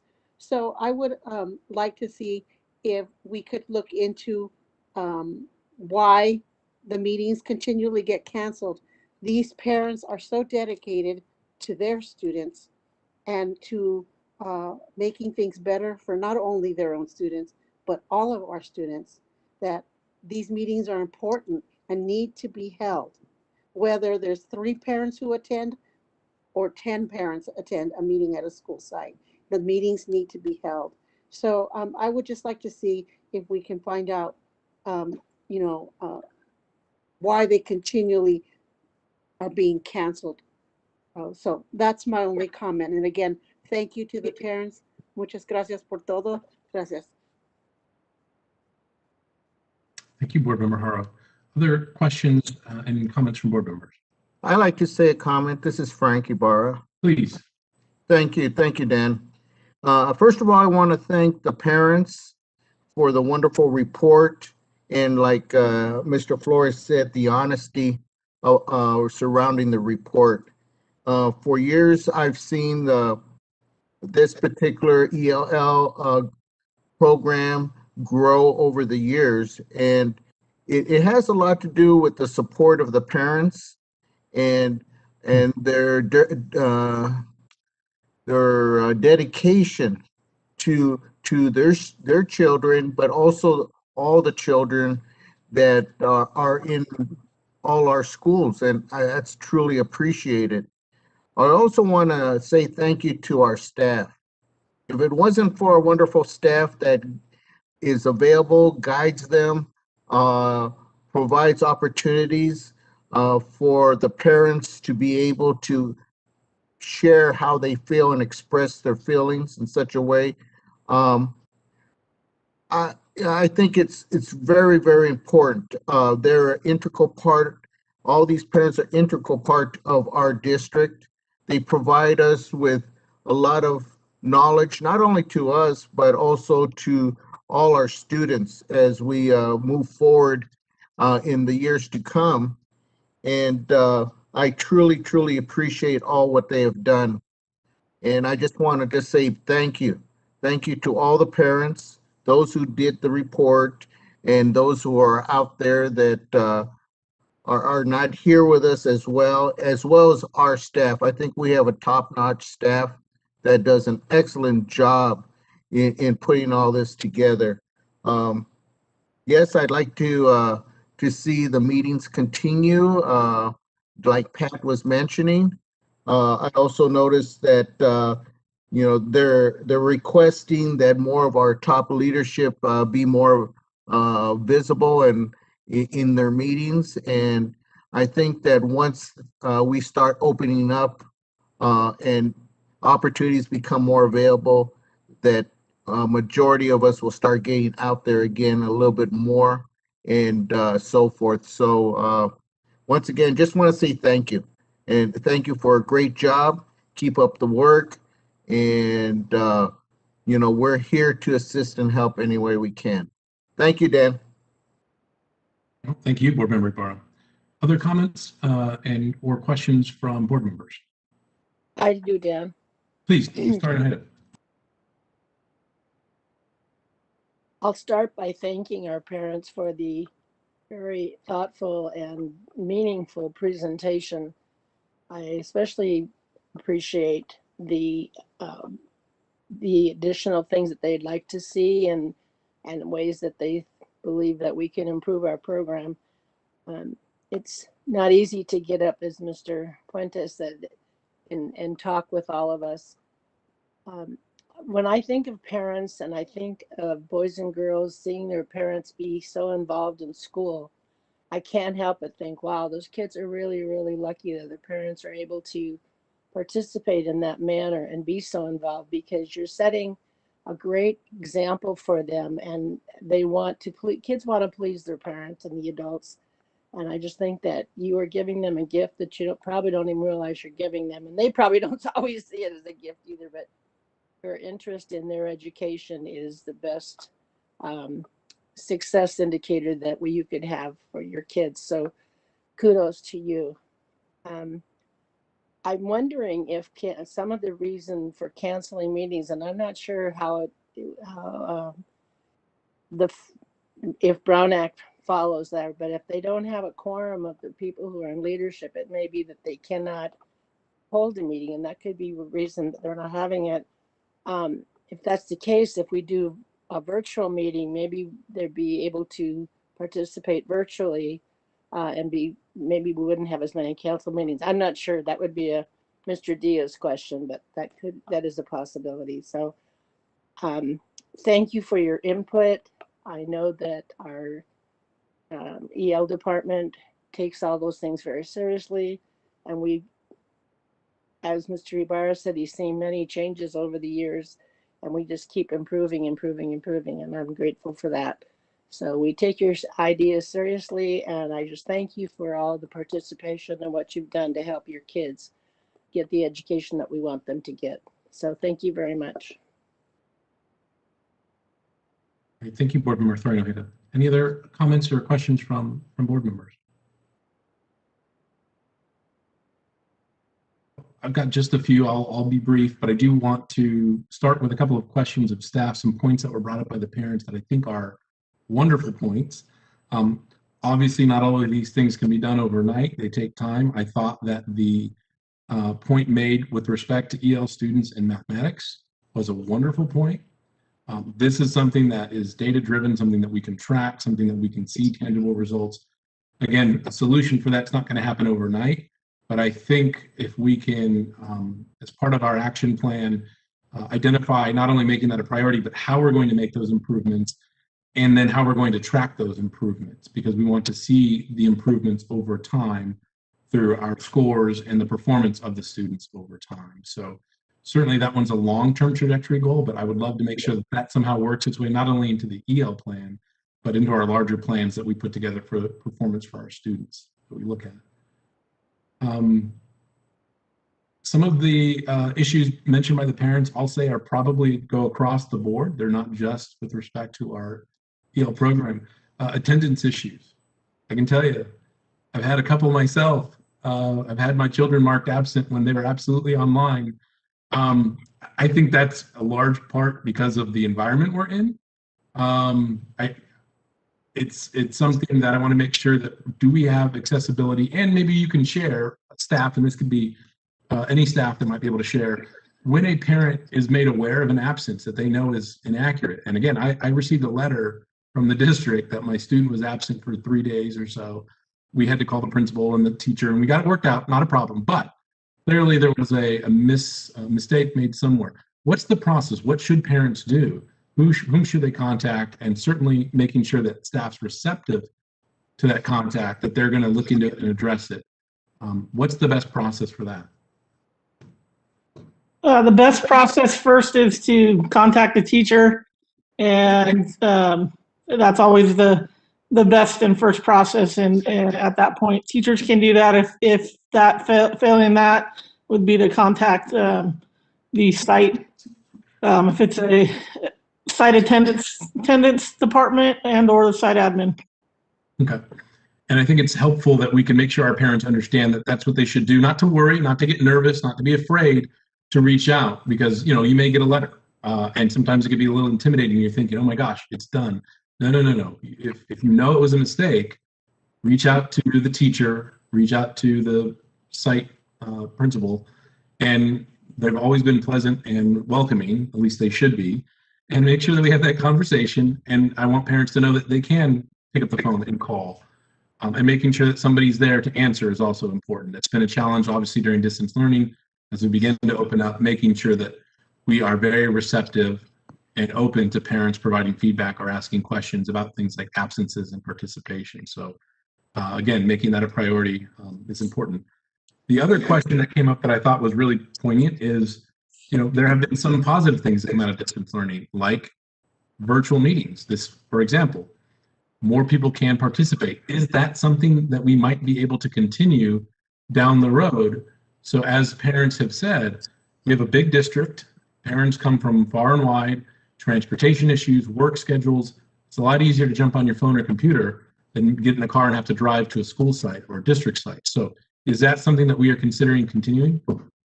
Yes, Board President Flores, that is something that not only from my department, but from Ed Services and the district, we are definitely pursuing. I have talked to Dr. Peterson about this possibility, and we are absolutely looking to provide this level of access to all of our parent groups. Wonderful. We are accessibility and low barrier participation is really important to us, and with working parents from across the district, I think that's really key.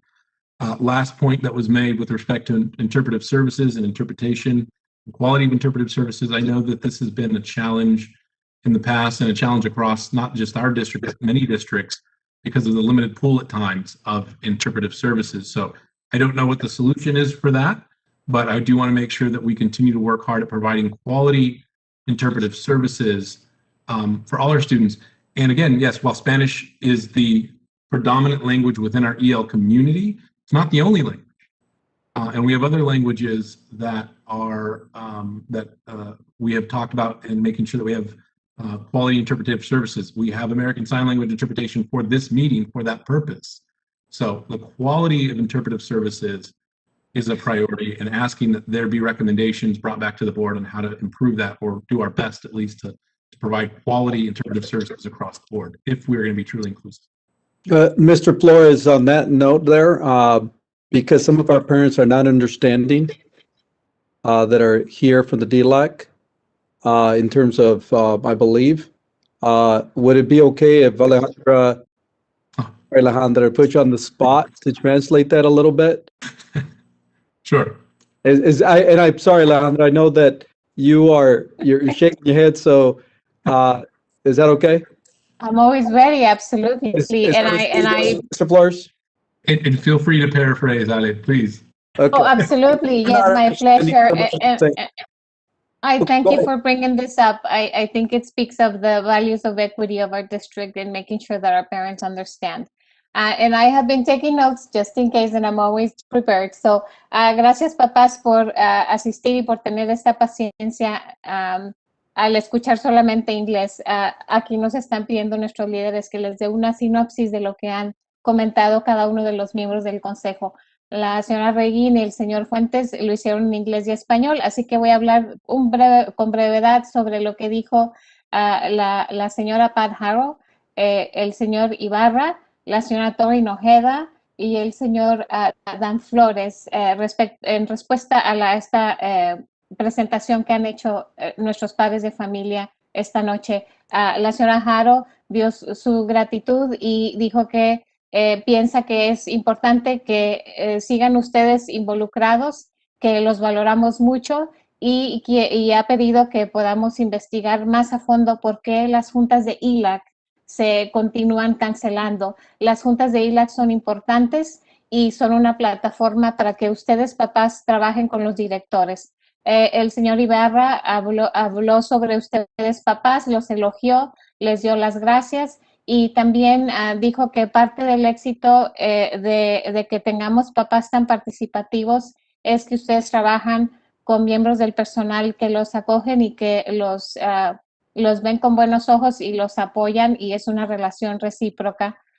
También la señora Tori Nojeda dijo que sintió que la presentación fue muy genuina, muy sentida y muy bien pensada, y también dijo que es importante que las juntas de ILAC sean eficaces para que haya un nivel de colaboración.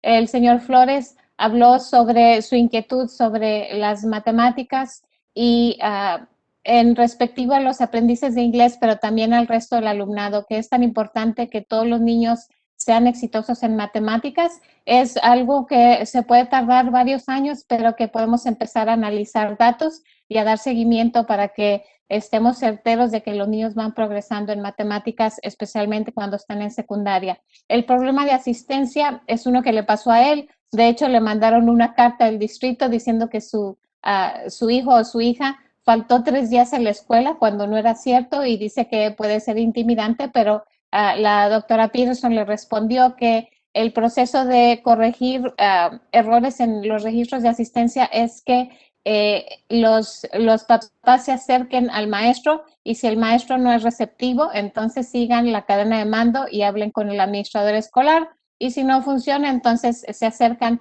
a quien sigue y que les pueda escuchar para solucionar.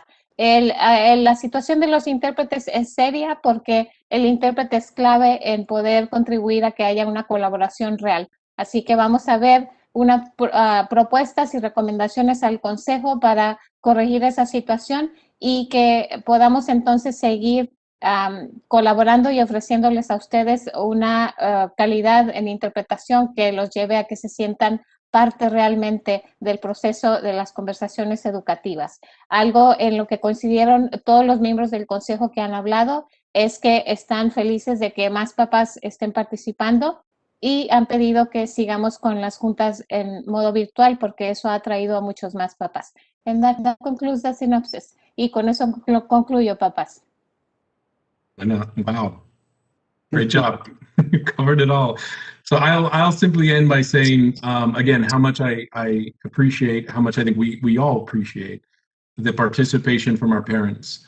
And as Board Member Thorin Ojeda said, there is no greater indication of academic success in a student than that parent participation.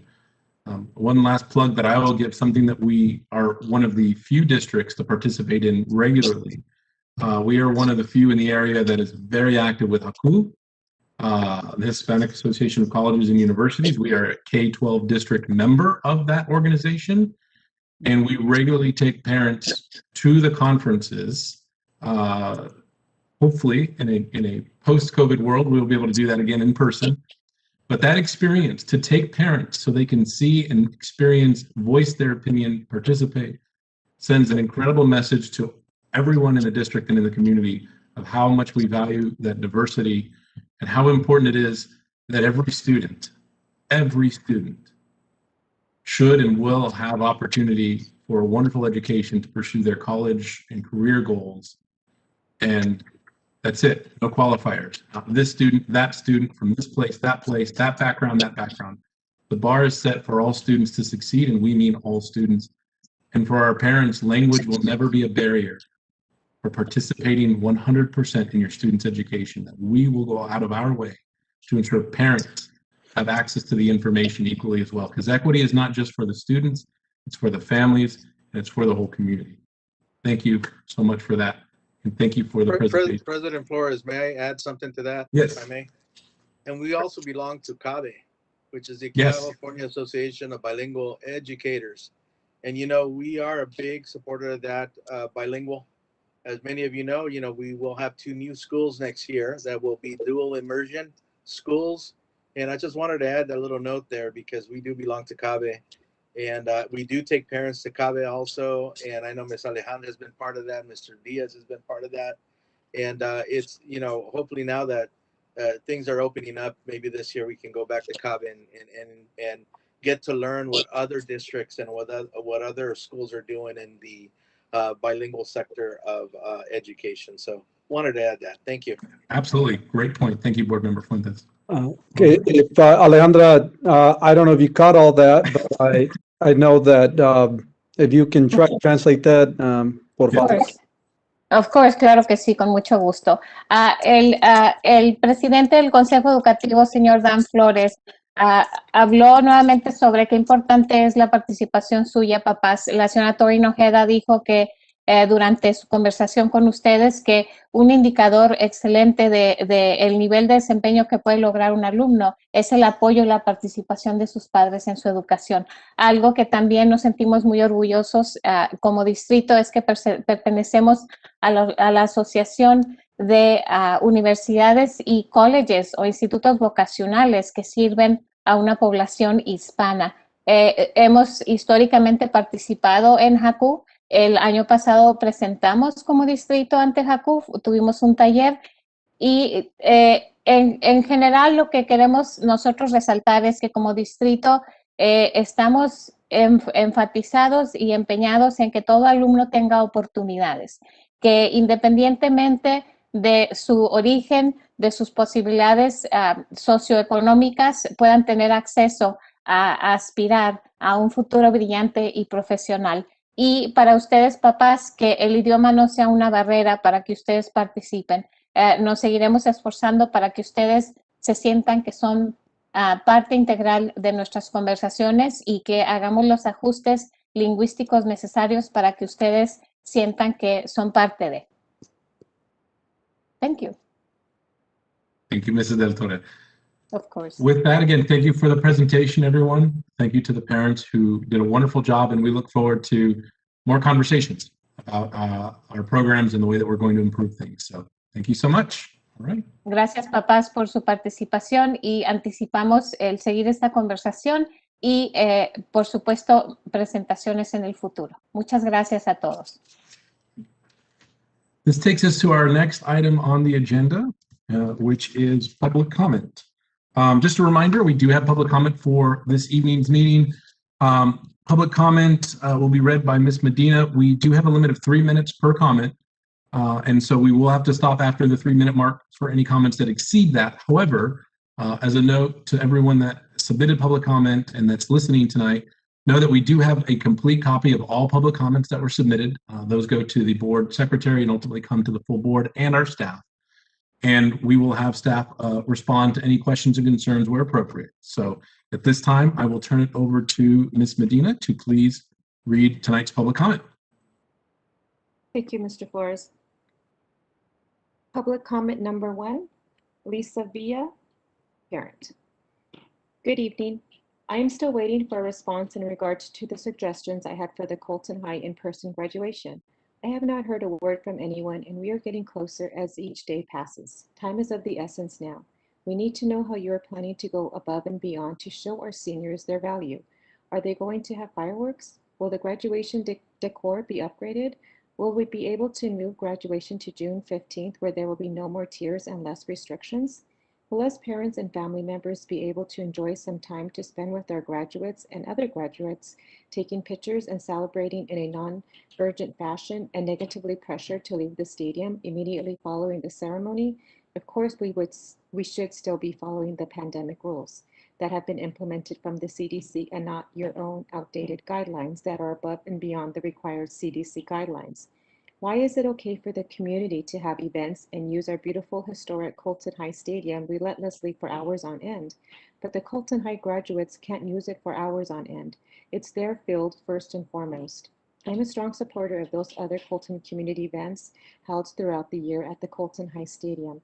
I attend these community events, and sometimes I even spent the night here on the field.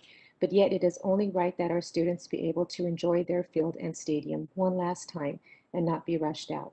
Could you please let us know what your intended plans are so us parents can plan accordingly and we can continue to pick up all the slack that Colton High administration has continuously left us to pick up? Respectfully, Lisa Villa. Public comment number 2, Rachel Nakatani, former teacher. Good evening. I am a former English teacher from Bloomington High School. I left BHS and CJUSD earlier this school year after 7 years because of the toxic environment created by specific veteran teachers in the English department.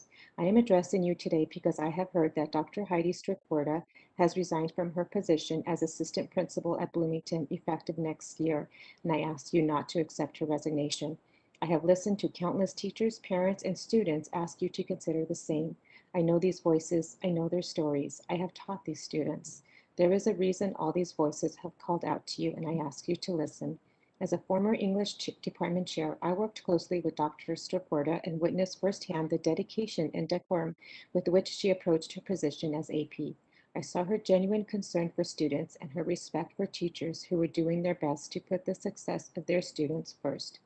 The English department in Bloomington is well known throughout the district and has earned a reputation for not being the easiest to work with. This is one of the departments Dr. Strickwerda was tasked to work with. It is a department that is broken, a department where teachers have been worked into silence by other more vocal teachers who would tell you they are professionals and veterans. Teachers who have voiced disregard for collaboration, who have run to the district office, and who have established footing within the teachers' union in order to preserve their way of teaching at the expense of the students they teach and the community they serve. As one of many who have been targeted by the same group of teachers, I often found myself on the receiving end of words of encouragement and on occasion words of condolence from my fellow teachers on campus, as well as many from other sites and even from some individuals at the district office.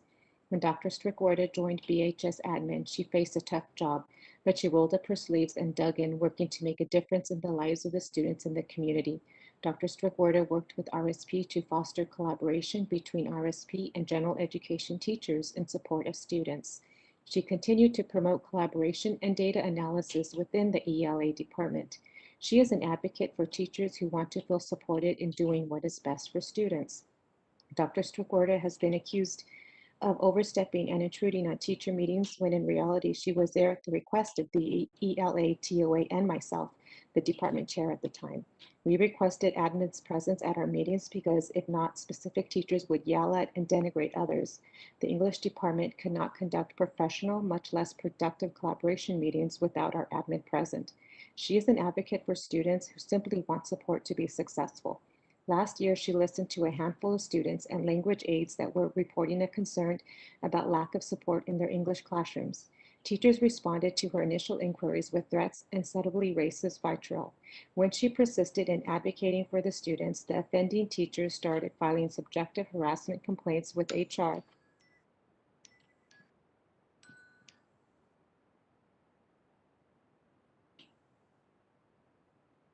Public comment number 3.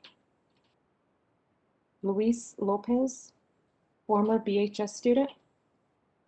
Dear Dr. Miranda, President Flores, and members of the board, I graduated from Bloomington High School May 2020. I experienced discrimination as an English learner, and I was not supported by those who could have helped me. If I am now addressing this publicly, it is because I would have been retaliated for speaking the truth where my English 4 teacher felt I did not know enough English to pass her class. My English learner classmates of low levels and myself struggled in our senior year. I wanted to graduate, and this teacher felt I was not putting enough effort into meeting her standards. Maybe she did not understand that we were not provided with English classes to prepare us to be at the level she wanted us to be. I would try to do her work, but I did not have any resources to help me. I did not sit with anyone who spoke Spanish and couldn't translate for me either.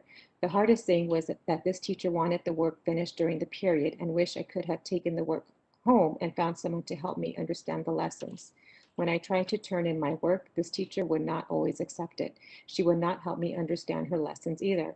I later learned that our other English learners were also being discriminated against by this same teacher, so I was not alone in this problem. They told me to talk to my counselor and administration, but no one would help.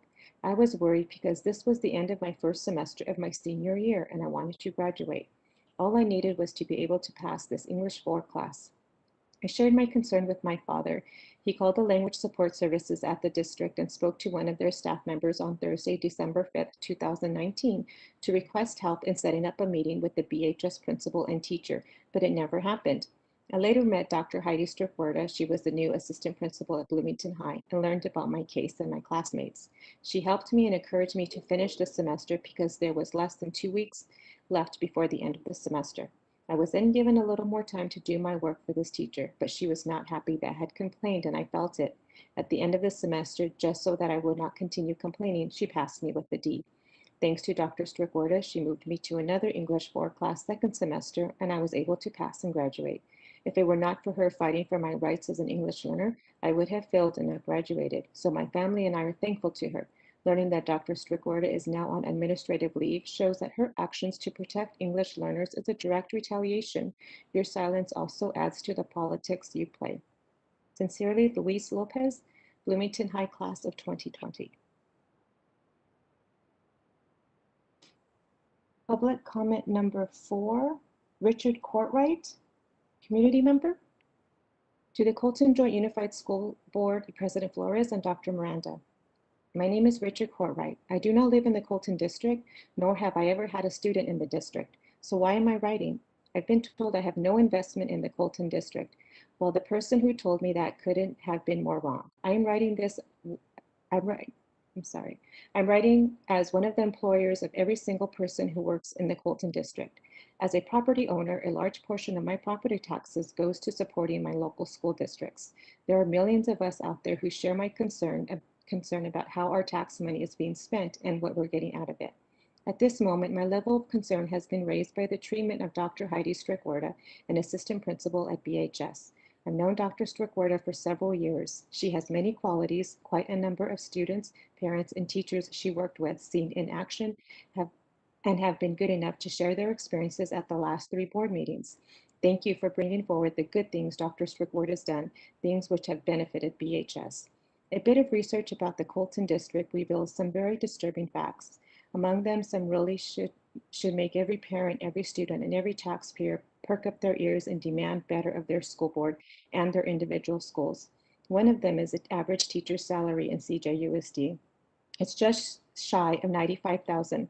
For reference, the average family in California makes $65,000 to $75,000, and most often that reflects 2 wage earners. And what does that buy? How about English proficiency levels between 34% and 39%, and math at about 25%?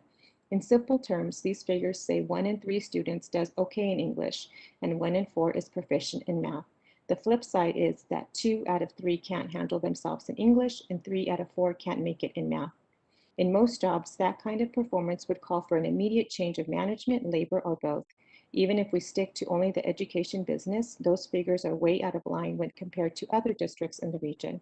It's disconcerting that the board, superintendent, and on down to the principal at BHS seem unfazed with those numbers, even as you tell us of your plans to hire the best. You were introduced to one of the best in the form of Dr. Heidi Strickwerda, one of the few people I've ever known at BHS who could do the job she was hired for. And what did you do? Force her resignation, because getting that job done ruffled feathers. In a nutshell, it looks like little has changed in the 30 years I've watched BHS. It appears on the outside that pleasing a few whiners and malcontents is still more important to you than actually doing the work it will take to turn the Colton way from pejorative it is into something to be proud of. I don't know if it's too late to ask Dr. Strickwerda to come back, but would you suggest you use a bit of that time, my tax dollars, been paying you for, and ask? She's probably the best person I've ever seen at BHS to do the job she was hired to do. It would be a terrible shame to lose her. Thank you, Richard Courtwright, CRTP.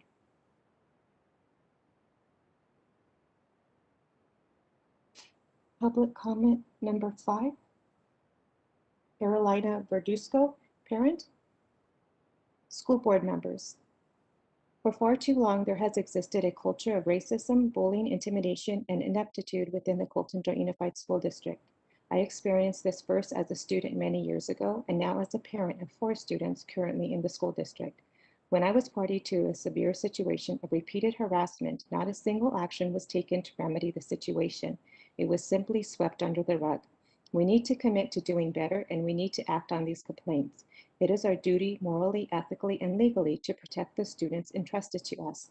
I have voiced my concerns on this issue and others at individual school sites and personally to CJUSD board members. Although I attempted to get in contact with board members Pat Haro and Dan Flores many times, my communications were all ignored. The dual immersion program under the guidance of Bertha Adegain can be classified as a complete and utter disaster. The teachers have gone all above and beyond for the kids in the program with little to no support from the district. Since Ms. Adegain returned from her retirement, I have not seen any positive progress being made to clean up the mess she left behind. How many of the students in the dual immersion program upon graduation will be receiving the biliteracy seal? Has there been any follow-up? We need courageous educators like Dr. Strickwerda who advocate for second language learners and special education students. Dr. Strickwerda is currently being retaliated against for her ongoing support in these efforts. I commend the dual immersion teachers for all of their hard work and personal sacrifice, and I hope in future the district office will offer them the support they deserve. Colton Joint Unified School District students were failing long before the pandemic hit. Teachers and classified staff are afraid to speak up about problems as they do not want to suffer retaliation. School board members need to set the tone for an effective culture of learning. It should be one of acceptance, mutual respect, cooperation, and kindness, not one of divisiveness. These traits need to be modeled by the involved adults if we are to expect the same behavior of our children. Sincerely, Carolina Verduzco.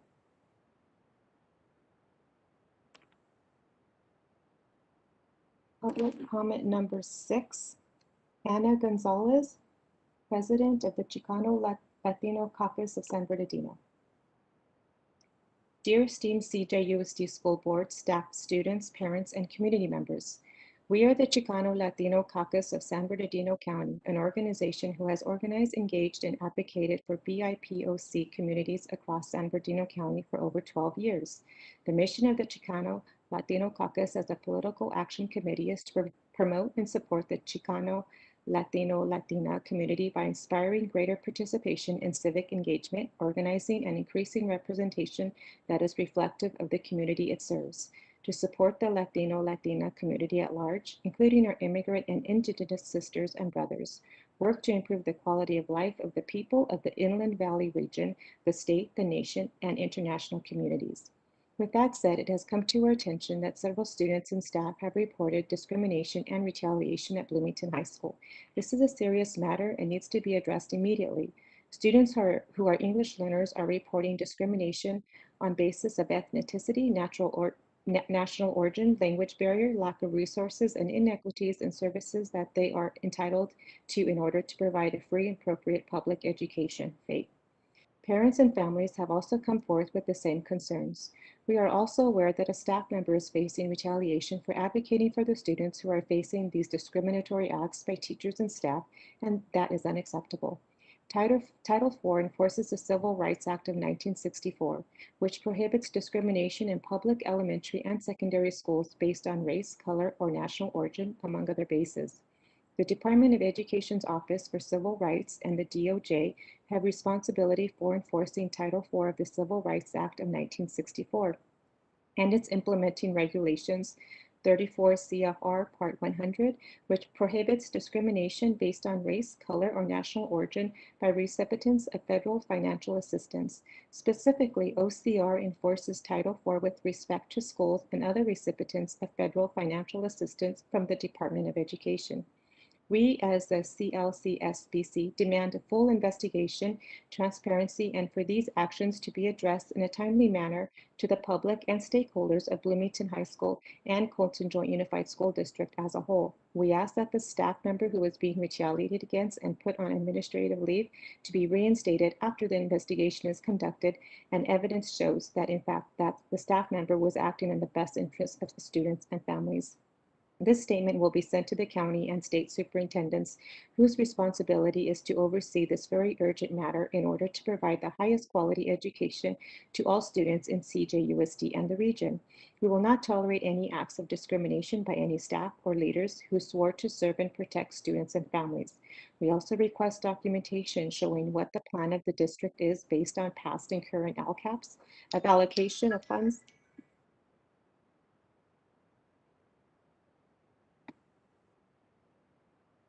Public comment number 7, former Bloomington High School graduates.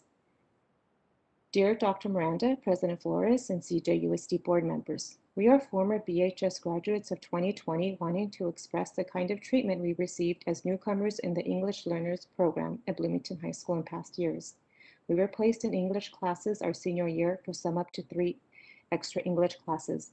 We also had teachers upon arrival that also failed us because we could not understand the English language. A new assistant principal helped us and we were able to graduate. We are currently in college, a place these teachers never believed we would ever be, and we owe it to this assistant principal who we have learned was forced to resign. How is this possible? Why punish a positive role model? Tonight we come to inform you that this treatment did not die with our departure. You have English learners and other students who have these same teachers who have either failed them or given them a D grade without cause. The extraordinary thing is that how can students have excellent grades in all other classes except in the English class with certain teachers who continue to discriminate? Please run an investigation and carefully look at how many cases mirror ours. Please listen to all concerns. Thank you. Sincerely, Angel Alves Gordano, Lorena Romero, Denise Reynosa, Brisada Vargas, Joanna Berrios Corillas, Bloomington High School graduate class of 2020. And that concludes public comment. Thank you for that, Ms. Medina. And again, I want to thank everybody that submitted public comment for tonight's meeting. And again, Mr. Superintendent, you have copies as well as your staff. We will be, I'm sure, responding where appropriately to the individuals, particularly those, well, all individuals that submitted public comment, but obviously we have some former students that have submitted public comment. So certainly something that we take seriously as we do all public comment. At this time, then, that concludes public comment. Thank you, Ms. Medina, for that. We will go to item 7.0, our action session items for this evening. We do have items 7.1 through 7.46. So I will, at this time, ask if we have any items that board members wish to defer for separate consideration.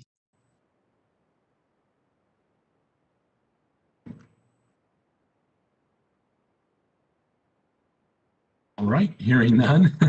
Hearing none, then we will go ahead. I will ask for a motion for approval of our action items 7.1 through 7.46. So move, Thorne Ojeda. Have a motion from Board Member Thorne Ojeda. Is there a second? Second, Frank Ibarra. Thank you, Mr. Ibarra. I have a second by by Board Member Frank Ibarra. All right, I will go ahead and ask for a roll call vote. Ms. Benita, please. Mr. Ibarra? Yes. Ms. Haro? Yes.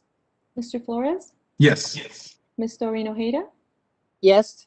Ms. Sandoval? Yes. Mr. Fuentes? Yes. Ms. Adequin? Yes. Thank you. All right. Thank you for that. That takes us to our next item agenda, our next items on the agenda, I should say, which are our administrative reports. Wanted to ask if there are any questions or comments with respect to items 8.1 through 8.4. These are administrative reports submitted for the board's review. Any questions regarding these items? All right, hearing none, that takes us to item 8.5. That is our facilities update. I do believe tonight we have an update with our director, Mr. Chang. Mr. Owen Chang, I will go ahead and turn the meeting over to you for our facilities update. All right. Good evening, President Flores, Superintendent Miranda, board members, member of the public. Tonight, I just have a quick facility update for the board. Next slide, please.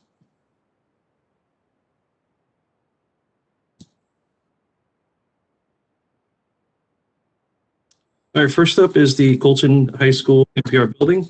So we made some good progress for the past few weeks. As you can see on the photos, most of the exterior stucco has been completed.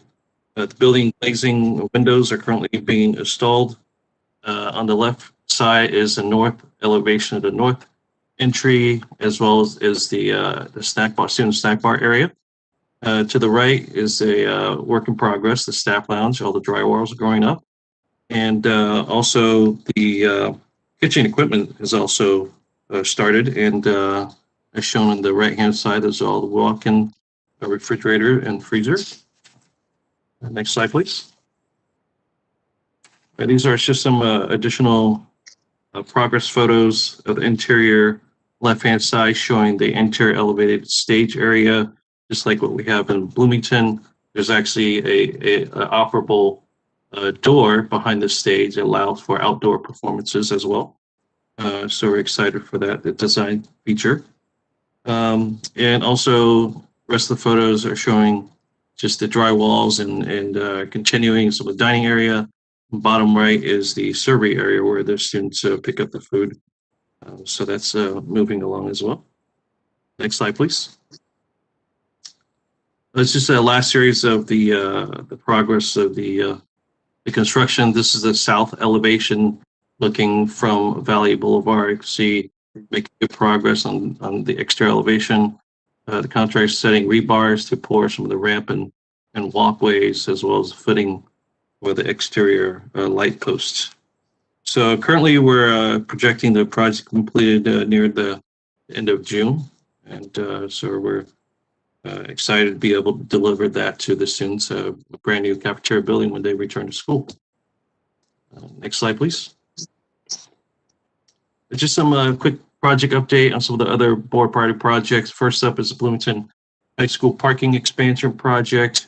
We've submitted some public right-of-way improvements to the county for approval, so we're anticipating approval within the next 2 weeks, and then the bidding will to follow shortly after. We also were also pleased to inform the board that we finally received DSA approval on the Bloomington High School auditorium rigging, lighting, audiovisual system upgrade, and our staff is working diligently on preparing bidding for that as well. And lastly, the Colton High School rigging replacement project. That project is still under DSA review, and they don't have any issue with the rigging.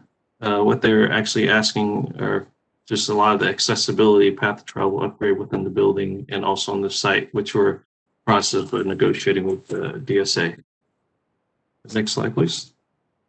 Just some other miscellaneous projects that staff is working on. We're continuing our efforts with the installation of outdoor hand washing sinks at all of our school sites. That is ongoing. And another project we have been working on is the Zimmerman Elementary NPR LED replacement that was actually just completed earlier today. So we're looking at about 4 years of return of investment. And we're also able to take advantage of some of the Southern California Edison rebate to pay for the improvements. And this concludes my update. I'd like to open up for any questions or comments from the board. Great, thank you for that, Mr. Cheng. Any questions for Director Cheng?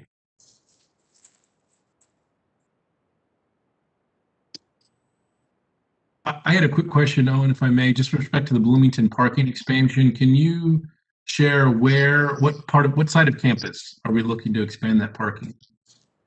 Oh, that is on the northeast side of the parking where you have the solar structures are located. Okay. Bay, the last bay of the solar structure are actually on dirt, so we're hoping to expand that parking lot and have that paved out. So instead of dirt, we'll have nice asphalt paving underneath, and that will also allow us to free up some of the teachers' parking that's within the campus. It'll drastically improve the circulation and safety of students. So this will some multiple benefits with the expansion. And is the county still moving forward? I believe as part of the requirement for the logistics development to the north there on Slover, there was a requirement to fund sidewalk street improvements there, sidewalk curb gutter in front of Bloomington High School in that parking area as well. Is that something that's still working its way through the county planning or through the county public works process? Yes, as a matter of fact, that is still happening. So I've been in communication with the Department of Public Works and in terms of the project. Last communication I had with them, that project is still moving forward. I believe they've secured the funding already. Then they need to move on to the design phase. So that was the last I heard of that project. So that'll complement then our expansion of the parking, because we'll then have not only our on-site parking with pavement, but we'll have the off-site improvement, sidewalk, curb gutter all along Laurel there, correct? Yes, exactly. Perfect. Good timing. Right. Yes. And again, I'll just share, I see pretty much on a daily basis the Colton NPR project moving ahead. It looks fantastic. As soon as it makes sense for board members maybe be able to take a tour, I'd love to do that. I think some of our bond measure committee members may have, but I'd love to see it. I think other board members may as well. So it's a beautiful building that's going up there. So please keep us in the loop when we might be able to see that in person. Yes, definitely. Other questions, comments from board members? All right. I think that's it then. Thank you, Owen. Appreciate the presentation. Right. Thank you.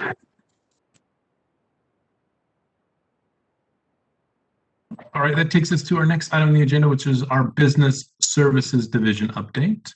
I will go ahead at this time, turn it over to our Assistant Superintendent of Business Services, Mr. Rick Jensen. Go ahead and give this next presentation. Mr. Jensen.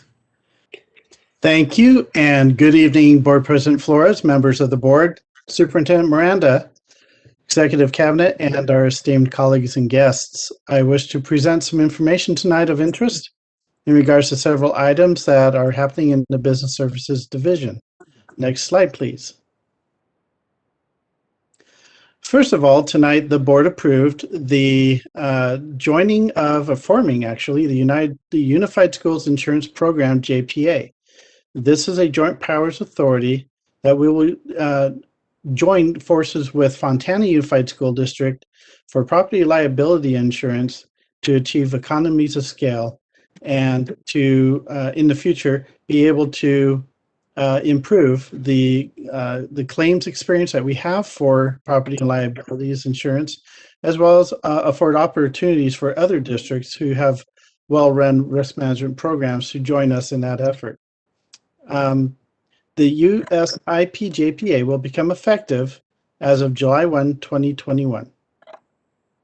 We will continue as a unified JPA with the Alliance of Schools for Cooperative Insurance Programs, or better known as ASCIP, as our third-party administrator for claims, that in the future we might be able to handle the claims administration on our own. Next slide, please. A report, an update on our TRAN proceeds, the tax and revenue anticipation notes that were made necessary this year because of deferrals of revenue from our LCFF from this year to next year. So our last 5 months of the year from February through June will be deferred until next year, making it necessary for us to borrow money in order to make cash flow meet our cash flow needs for the rest of the year. We have joined the California School Finance Authority in their pool for TRAN proceeds. This is the first time the Finance Authority has ever done this, even though there are other outlets for doing trans proceeds. Because of the large number of districts participating, we were able to get better ratings on the credit for this issuance than we would have otherwise alone. The total deferrals are around $40 million for the district, and just under that amount will be the TRAN that we will take from the California School Finance Authority pool. So the amount of the issuance for February through May is separate from June. So February through May, we'll receive $28 million. In fact, that is in the bank right now. And then in June, we'll receive the remaining amount of $11.1 million. And of course, as stated, we will repay this money automatically through our LCFF apportionment from July to November of 2021. Next slide, please. Preceding the Governor's May revision that's coming out in next week or so, I wanted to bring some numbers that we know about already, and hopefully in the May revision, we'll see that translate into more dollars for schools. The year-to-date state revenues are currently up by $16.7 billion. This is 13.8% over original projections. For 21-22, the COLA is projected at 1.7%. This is an increase of 0.2% from the 1.5 originally estimated. When combined with the 2.81% COLA that we should have received this year but was unfunded, we will receive that next year, creating a super COLA of about 4.05%. The national GDP, or gross domestic product, is up by 6.4%.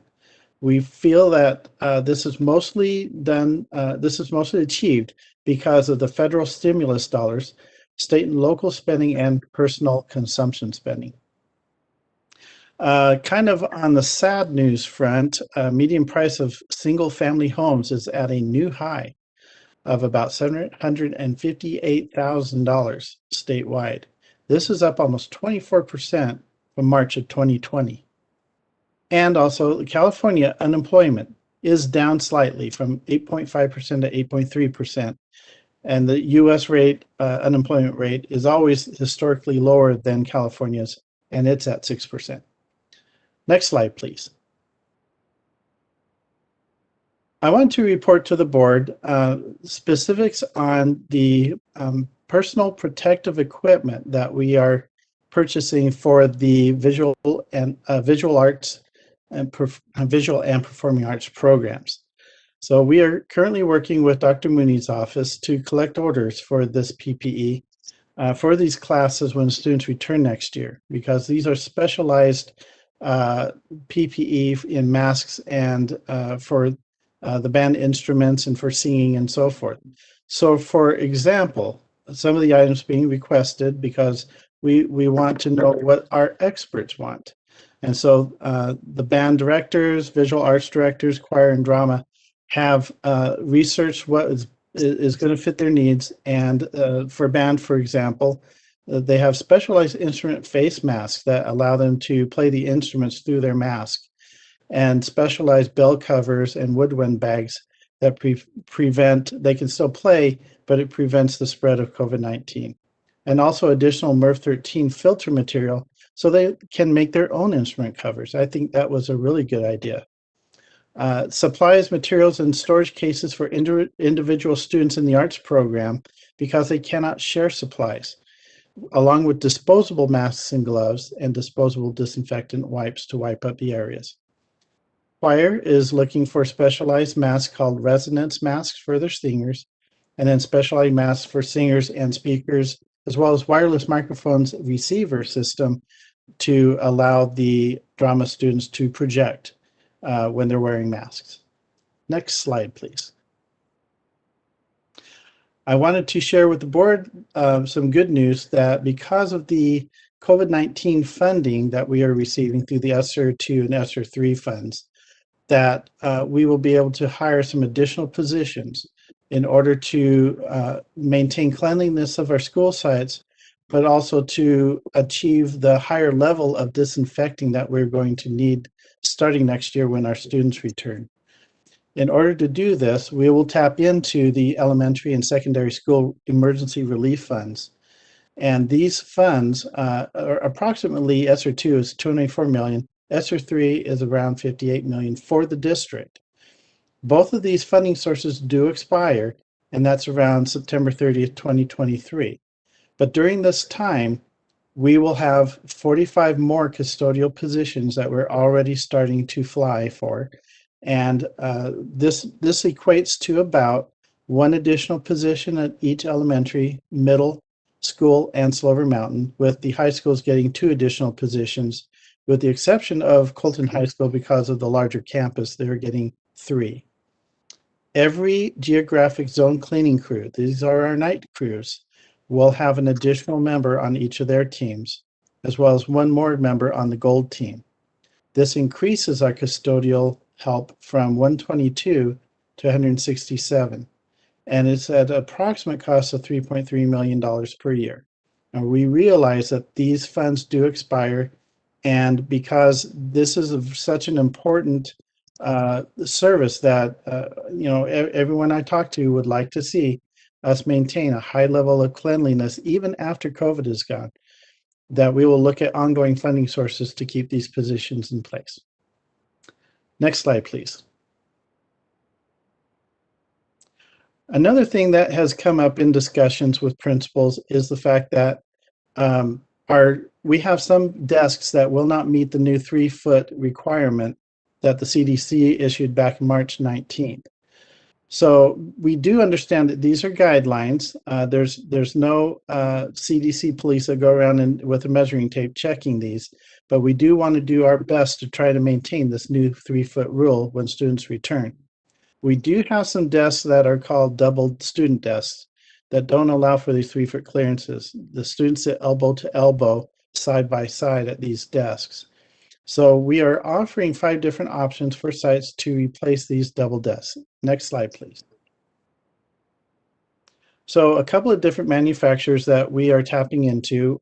The first one is Culver Newland, and that's the upper left-hand desk called a diamond desk by Smith Systems. The other are Verco desks, and Verco is a company we use quite often. You might recognize some of these desks in classrooms already. And we in particular use the bottom right one, which is a junior executive desk, because it has a place to store books and so forth. So these are, any one of these will be adequate for meeting the distance requirements, but also allowing students to have a good working area that's large enough to fit a desk shield if so needed. Next slide, please. And go back one.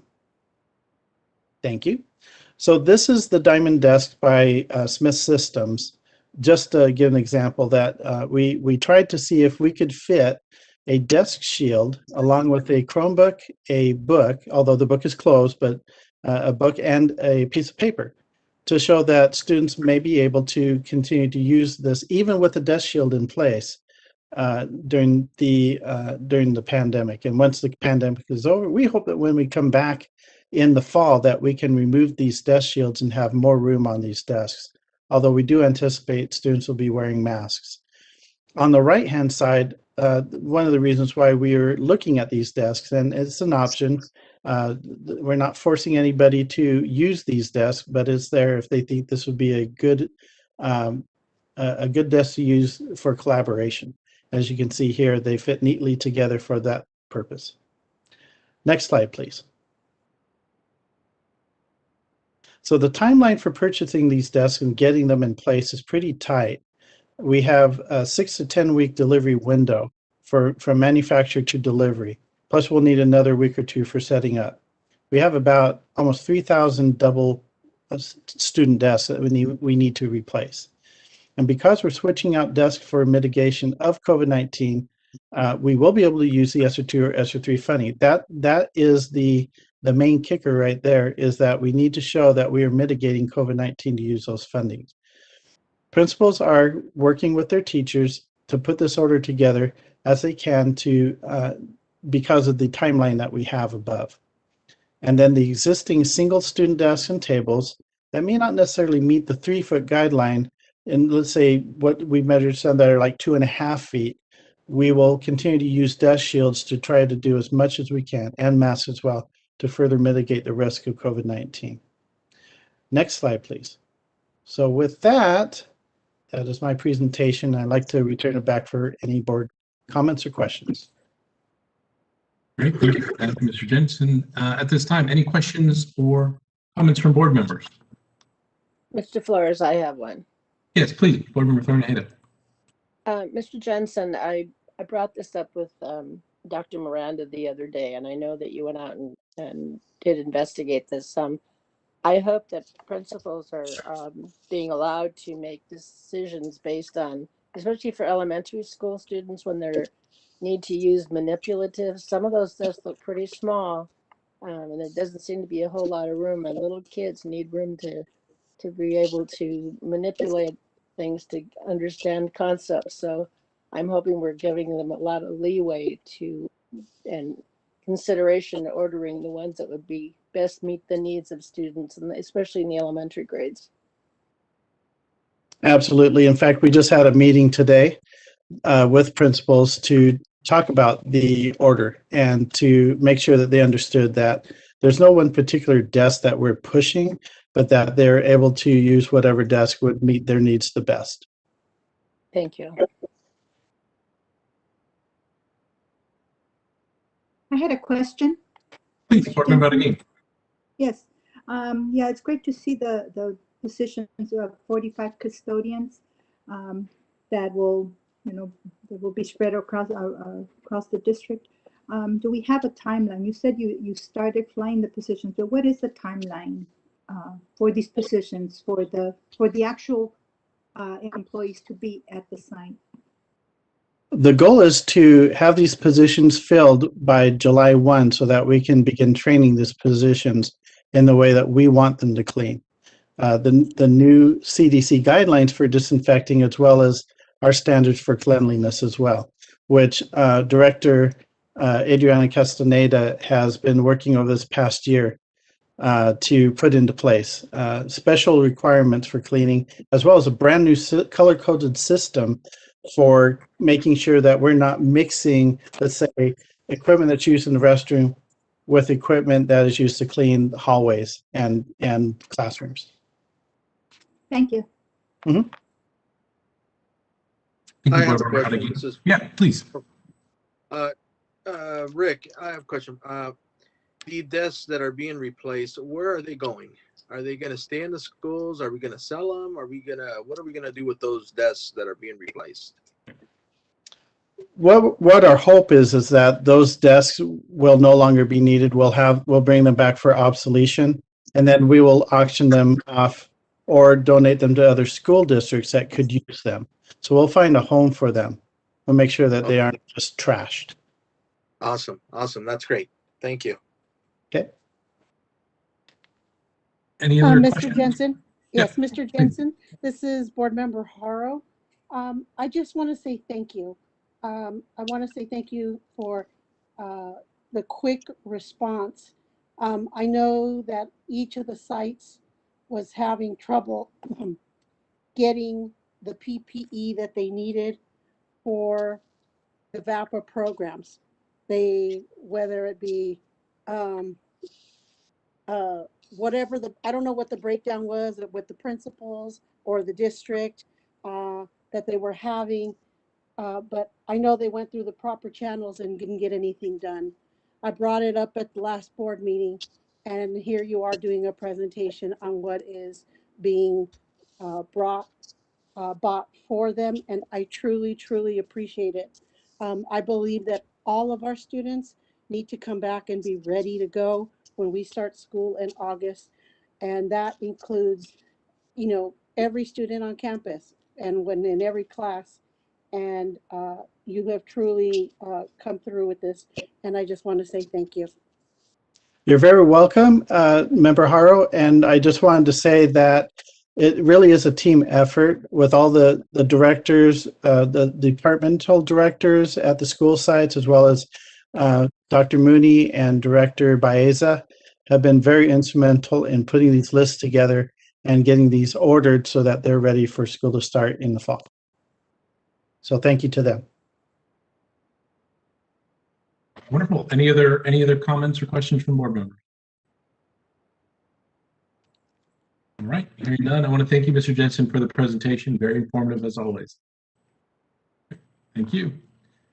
Okay, that takes us to our next item on the agenda, which is our ACE update. I would like to invite Ms. Christina Parachi, if she is available, to provide the ACE update.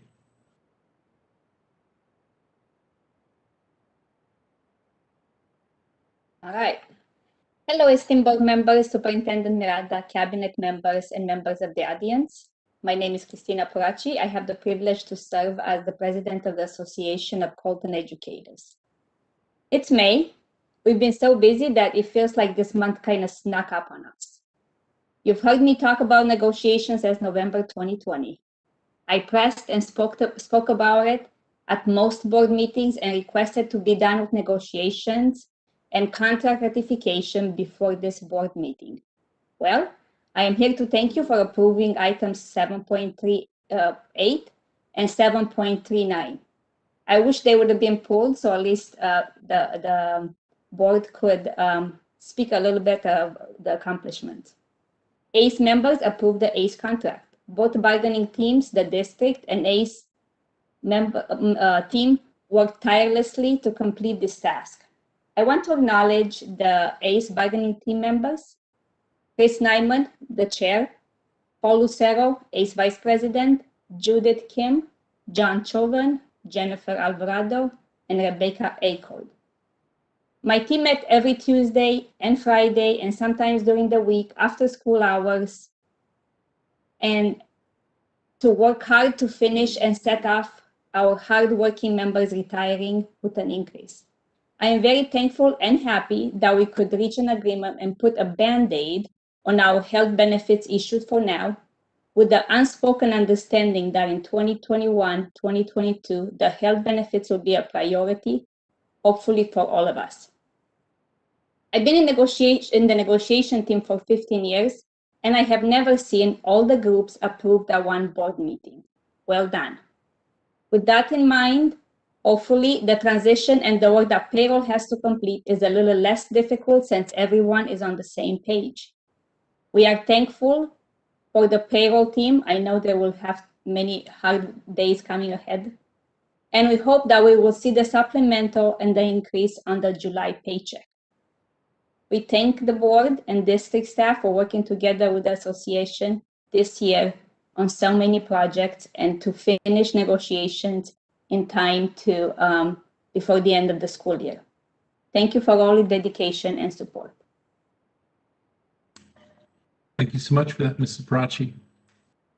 Our next item on the agenda is our CSE update. I don't believe we have an update today. Okay, not a problem. We'll go on to our MAC update. Again, I don't believe we have an update scheduled for this evening. Okay, so that takes us to our ROP update. And so I'd like to ask either Mr. Ibarra or Mrs. Hara if you'd like to give us an update for our ROP. Okay, thank you, Dan. We don't have a meeting until next week, but CRIROP would like to invite everyone to their virtual 2021 Evening of Excellence on May 12th, which is Wednesday at 6 p.m. It's a virtual recognition, and it gives us an opportunity to honor the achievements of all the students who have excelled in our career technical programs. So they wanted me to pass the word out to all the board members and administration and all the people that are out there. And to all the parents who do have students who are participating in our ROP programs throughout our district.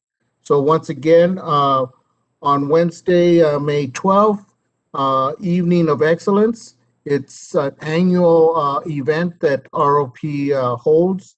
And if you can make it, truly appreciate it. And I believe we probably can get the address to get on Zoom through Joanne Medina. So if we can get that sent forth, that'll be great to all the board and administration. So that's the report I have. Pat, if you have anything else to add? Okay. Thank you, Dan. Great, thank you. Thank you, Board Member Ibarra. And yes, if we will, Ms. Medina, if you wouldn't mind sending that information out in a meeting invite, calendar invite to all the board members, that would be great. Thank you so much. Our next item on the agenda is the superintendent's communique. So I will go ahead and turn that over to Dr. Miranda. Thank you, Board President Flores, board members, executive cabinet, and all the members in the audience. Just honored to be here this evening with all of you, and just want to thank you for hanging in there. We're in May. Ms. Parachi alluded to that, getting close to the end of the school year. So we're looking forward to closing up the school year in just great fashion here.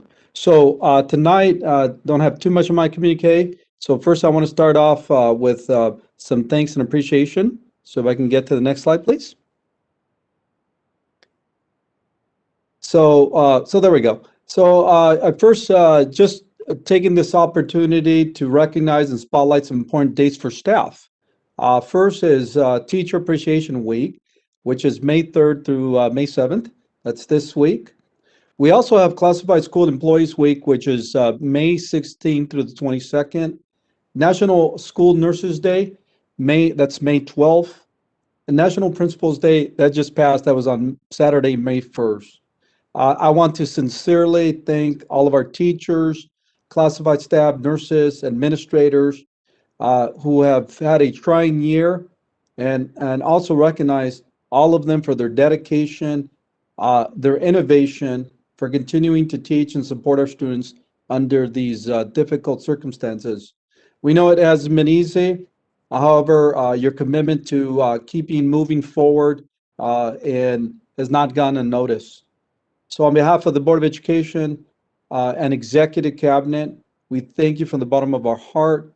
We are truly a team, a family of dedicated professionals in CJUSD, and we just have some of the most passionate educators in the field of education. So just again, thank you, and thank you. Next slide, please. So I wanted to bring this to today's board meeting, as the board is aware, and I mentioned this in board correspondence last week, that the Grand Terrace High School staff is requesting to name the wellness center that they're opening up. They're going to open up this year for Coach Harold Strauss. Coach Strauss has been teaching or began teaching with the district in April of 2000. He began his career, as most of you know, teaching PE at Colton High School, then later was promoted to the athletics director. In 2012, 2013, he began teaching at Grand Terrace High School until December of 2019 of his passing, unfortunately. So Coach Strauss has been recognized as and was really dedicated to our district for approximately 20 years.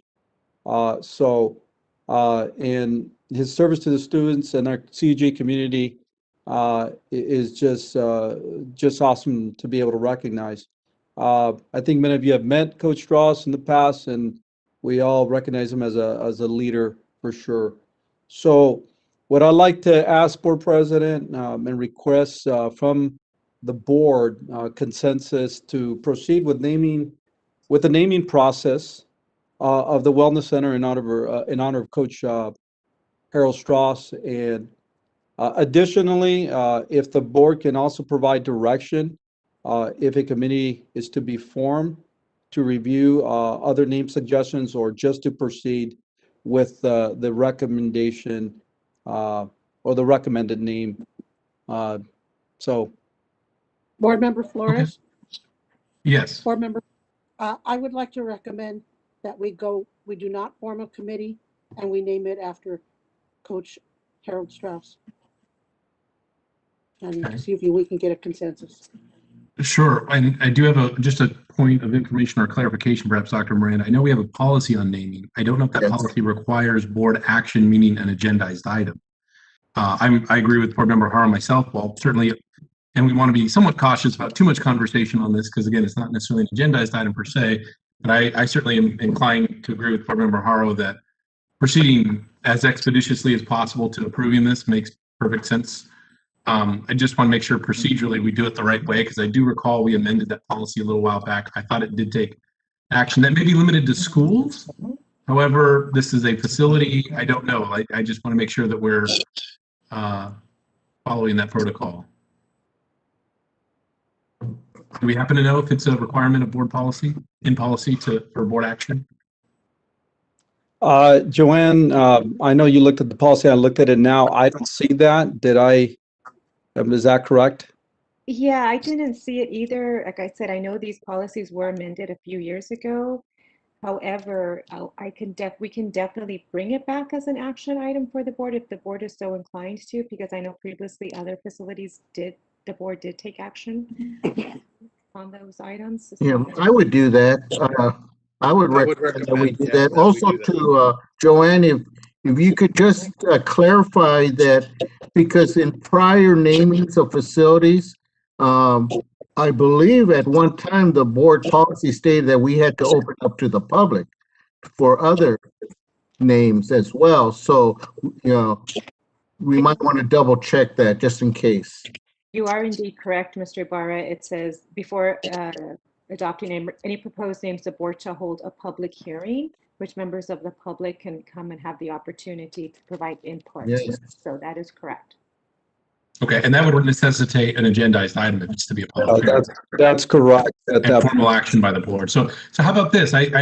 Can we say, Board Member Haro, are you amenable to your recommendation that this be brought back for approval as an action item at our next board meeting? Is that something that you'd be amenable to? That it be a recommendation to bring back for action? Yes, I do. Okay. And I'll second it. Okay, that would be great. And any objection to that from board members? No. Okay. No. Great. All right. So what we'll do is we'll agendize this in accordance with our policy.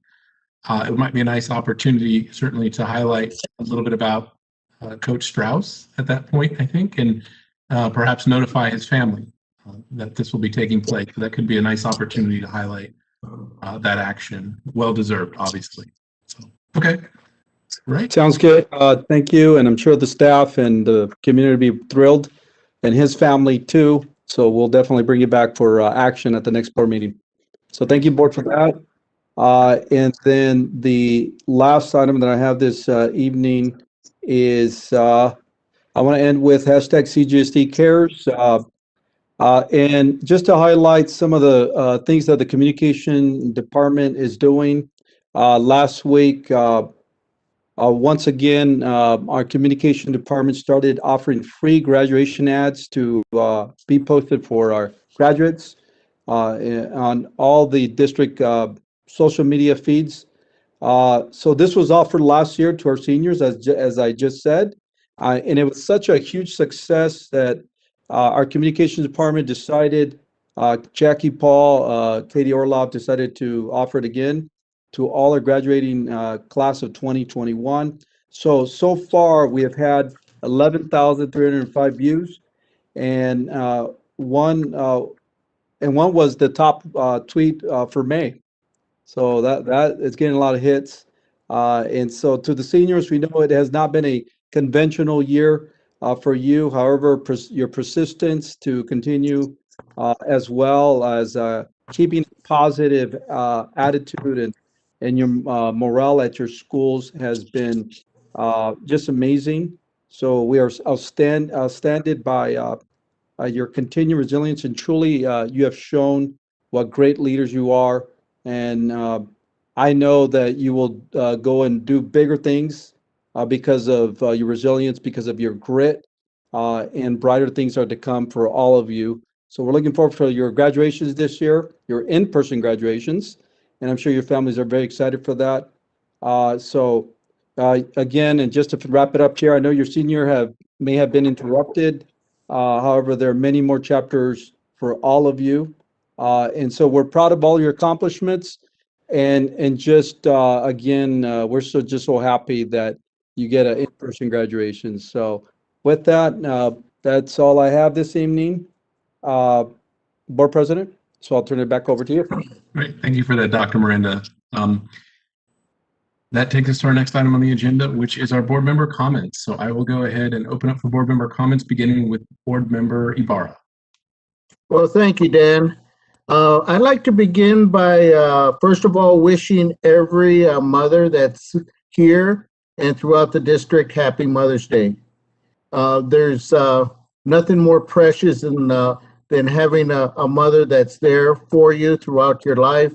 And for those who are not with us, the memories, the good memories, always stay with us and guide us throughout our lives. So just want to wish every person, every mother out there, happy Mother's Day. Second, I'd like to thank all the teachers, staff, as our school year starts to wind down. It's incredible that we're in May. Thank them for the hard work, the dedication, the loyalty that they possessed throughout this school year. It was something different, something unusual. I think that, including myself, we all learned a lot through this period of time. And we've also extended ourselves way beyond what we know as education maybe a year or two ago. So just want to say thank you to that. To our administration, wonderful job. Thank you for guiding us. Thank you for informing us as a board of every aspect of what's going on throughout the district. When this all began, I mentioned that communication was going to be a big, big key. It was going to be integral because we no longer could go up to, say, our superintendent's office and visit with him, knock on his door, and do those type of practices, go visit a principal or a site. It changed. So our ability to communicate became very, very crucial in order for us to move forward in the message that we were trying to deliver throughout our district. Now, I know to some of the parents that are out there right now, it probably was very, very difficult. And I know that this was not the type of education that you like to see your children receive. but because we have great professionals in many of our teachers, I know that they did their best to provide the educational services to all the students out there. So I look forward to opening our doors. I look forward to getting back to some kind of normalcy, as all of us do. And, you know, I know that in the next few months, as things begin opening up a little bit more, we're going to be able to get back out there and do some wonderful things. And final and last, may not get an opportunity outside of the commitments themselves, is to congratulate all those students that are going to be graduating. It's a highlight of your life at this point in time. And my congratulations to the parents of those individual students as well. As we know that high school is a pinnacle and a start for any student's lives, and that their high school diploma is only the beginning of what they could accomplish in the years to come. So I just want to offer my congratulations to all the students in all our high schools, and wish them the best and for their future. And I really, just like our other board members, I really look forward to seeing you out there. It's going to be an exciting time. So I'm just glad that we've gotten to this point as a community, as a district, as a state. So with that, I just want to say thank you, Dan, and that's it. Great. Thank you, Board Member Ibarra. Board Member Thorino Ojeda.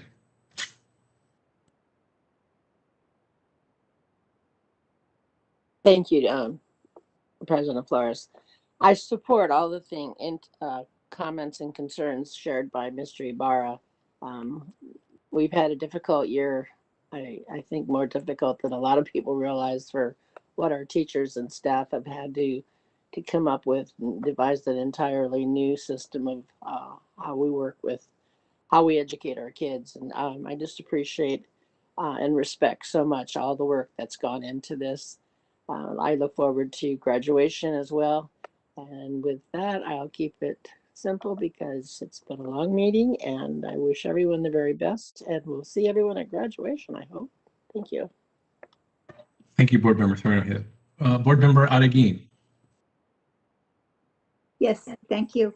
I hope I've been cutting in and out all night, so hopefully I can get this message here.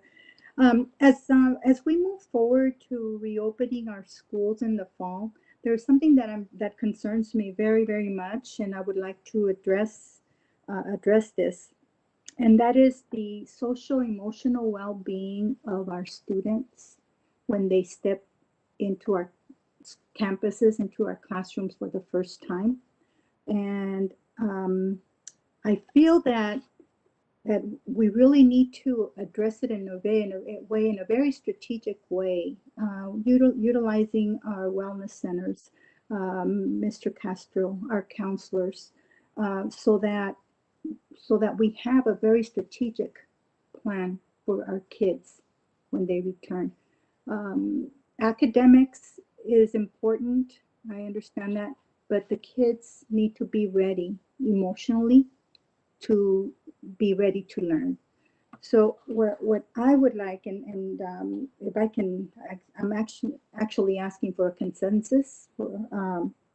If we can ask our staff for a plan as part of the reopening plan, or just some strategies or some things that will be in place to greet our kids when they come back. Okay, and so just to clarify, to include that as part of the reopening plan for next school year, an element that speaks to that specifically? That's correct, yeah. And so that principals have tools, or principals have the, what they need to address their kids when they come back. and you know, I would like to see what it looks like too. You know, because we have a wealth of you know, very valuable, you know, like Antonio Castro, like the counselors, that can be ready for when our kids return. Dr. Miranda, is that something that could be included in that conversation, if you will, about the return of students, the role that certainly the counselors will play in that, which will be a critical one. I see Mr. Dade as well would be involved in that process. So is that something that can be included in the in that plan? Yeah, absolutely, Board President and Ms. Araguin. We are actually in the reopening discussing STL, social emotional learning, and how to get the start of the school year off to a great start. We understand that it's going to be a no start like no other, so we can definitely incorporate strategies and a plan within the greater scheme of the reopening. And we'll get that to the board. We're hopefully and I don't want to put Mr. Dade on the spot there, but we are planning to bring a presentation to the board about what that reopening looks like. I would guess the first week of June or the first meeting in June would be at the appropriate time to do a presentation to the board about what that reopening would look like. And the social emotional well-being piece will be a part of this. That's our goal. Correct. Okay, well, that's extremely important. So thank you. And just to end, I just want to thank everyone, the teachers, the classified staff, administration, for all your hard work. Thank you very much for everything you do. Thank you, Board Member Araguin. Board Member Haro.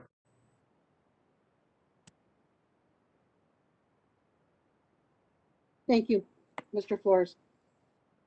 A couple of things I would like to say tonight is I want to, as our superintendent mentioned, it's Teacher Appreciation Week, and it's also Nurses Appreciation Week, and tomorrow is actually National Nurses Day. I want to thank all of our teachers. As we all have said, it's been a very difficult year, and on a normal school year, our teachers work so hard. But this pandemic has really, really put them to the test. And I just want to say thank you to each and every one of them for what they do. As well as our nurses, I know that they have been part of putting together the COVID plan, and they are going to be working extra hard once we do get back to school as well. So I just want to say thank you to all of them for and to let them know how much they are appreciated. I want to thank Nina Torres for inviting me to speak to her kindness ambassadors. I just was so impressed with these kids and the questions they asked me after I spoke. And with mentors like Ms. Torres and our counselors, these kids are just such shining stars. And with kids like this, we have our nation has a very, very bright future because these kids are amazing. I'd like to thank both ACE and CSEA for working well together with our HR as well as our HR department for settling the contracts before the end of the school year. I know it has been going back and forth, and I can't remember as a board member when we have approved both contracts at a board meeting together for both unions. So I want to thank them for their collaboration on both sides. We have a fantastic HR department, and I just want to say thank you. And Ms. Parachi had mentioned that next year's we will be looking at health benefits, and I think it's important. I know that it's something that goes back and forth between our district and with our bargaining units, and we really I think it needs to be a focus for next year because I know, as Mr. Jensen always brings to us, rates continue to go up. for healthcare. And we need to make sure that, we are getting the best deal as a district, but also that our employees are getting a great deal. So I just wanted to bring that up and say that I also agree with Ms. Parachi that we do need to make sure it is a priority for next year with our bargaining units. And lastly, I want to, it's a little bit sad. We have a 2019 Bloomington High School graduate. His name was Efren Medina. He was 20 years old. Efren's dream was to become a firefighter. And last month, he was accepted to the St. Mary's, Georgia Fire Department. And last month, on his first duty shift, he died. And he was married to his wife for less than 6 months when this happened. She was accepted to medical school, and he had joined the fire department. They were well on their way to having a very full life, and his young life was cut short. So I just wanted to mention Efren Medina so that his family knows that we as a district, although he moved to Georgia as being a BHS grad, that we do remember him and that we do honor his service as a firefighter and giving his life while on duty. So with that, thank you everyone and have a great evening. Thank you for that, Board Member Haro, and perhaps we can adjourn tonight's meeting in memory of Mr. Medina, former student. President Flores for that. Yes, absolutely. Board Member Fuentes.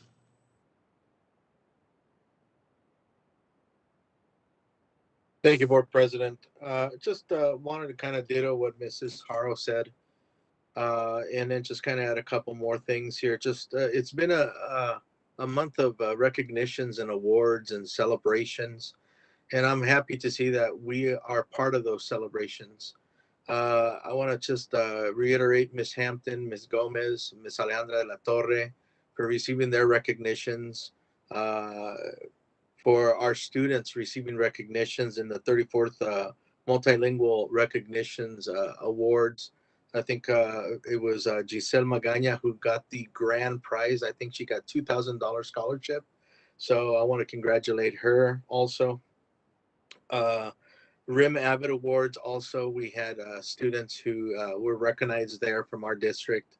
And I know Mrs. Roman from Colton Middle shared her story to us, and very touching, and the success that she's had. So I'm excited to hear all these things that are happening in our district. And then today we had our employees recognitions. Congratulations to all of you also for receiving those recognition. I also wanted to say thank you to Nina Torres. I was invited to come out and be out when the Lily Rivera and Thomas Rivera were out speaking to the Cooley Ranch ambassadors. So I had the opportunity to participate with them, and that was exciting to hear Dr. Rivera, both doctors actually, Rivera share a little bit with the students. I also had the opportunity to come out to the girls' empowerment. I think there was over 200 girls that were there that day. Tamara Ellison, I think, was there sharing with them. I'm hoping I got her name correctly. Was sharing with them, giving them some positive and empowerment words. And you know, they broke down into sessions, and we were talking about when our students return back to school in the fall, and to see all the counselors talking to these young ladies about how middle school is going to be, and then other students sharing with them the experiences that they had. It was phenomenal to see one student with another student just sharing, you know, when I first came into middle school, and when I first got into 8th grade, and how does it feel to have a locker and to go out on PE and all of that. So it was exciting to see, and I think when we return back to return back to school in the fall, if we could have those counselors and have that plan place, I think most of our students would have a phenomenal time coming back. I think getting our students ready prior to coming back to school would be something that we probably might want to look at. I think that's getting other students to share with them. You know, my daughter, who's a freshman at Bloomington High School, has never been at a high school campus. She's been on the campus, but she's never done the full day, you know, where she goes to every period and stuff. So she's asking me questions. She's asking her sister questions. And I think if we had other students, you know, talk to them and share their experiences before they go on campus, I think that would really help. I think that's all I have. I just wanted to say Happy Mother's Day, Feliz Dia de las Madres to all of our Colton Joint Unified School District's mommies, and to our communities, Colton, Grand Terrace, Rialto, Fontana, Bloomington. Please have a happy Mother's Day. My mom, may she rest in peace. She's in heaven now, but I'll celebrate her also. I wanted to end with this. I posted something a few days ago on our Teachers Appreciation Week, and I'm going to read it exactly as I wrote it. I am truly honored to be part of a family of educators who has dedicated their lives to making another life understand the importance of education. You are all essential, no matter what the situation. Thank you. Happy Appreciation Week to all of our celebrated staff. Have a great night. Thank you for that, Board Member Fuentes. Board Member Sandoval. Hi, thank you. I just want to say thank you to all the teachers. Great presentations, and happy Mother's Day. Thank you. Right. Thank you for that, Board Member Sandoval. Well, it's been said. Thank you for obviously a very productive meeting. Lots of positive things are happening. Lots to look forward to. Yes, Teacher Appreciation Week. Thank you to all the teachers that are out there that continue to do amazing things in the face of adversity and these very difficult challenges.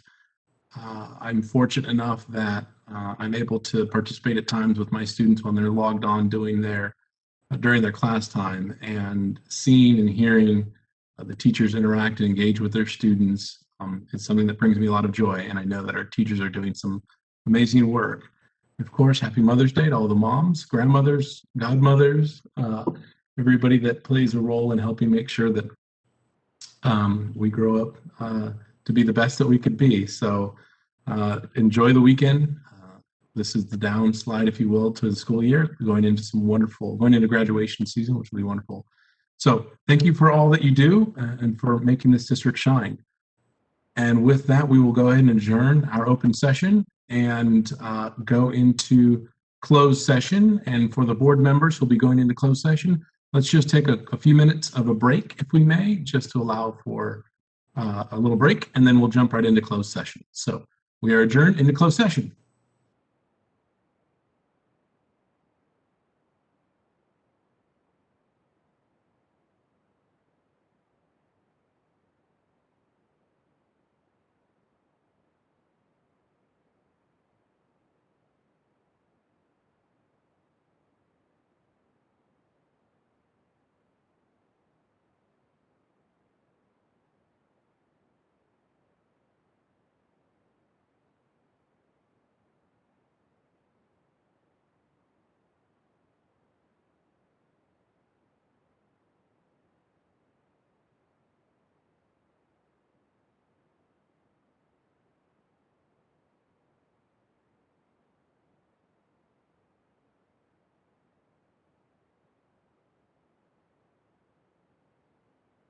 Hey, Melanie, so they're in closed session, so I think the sign language interpreters, they are typically dismissed at this time.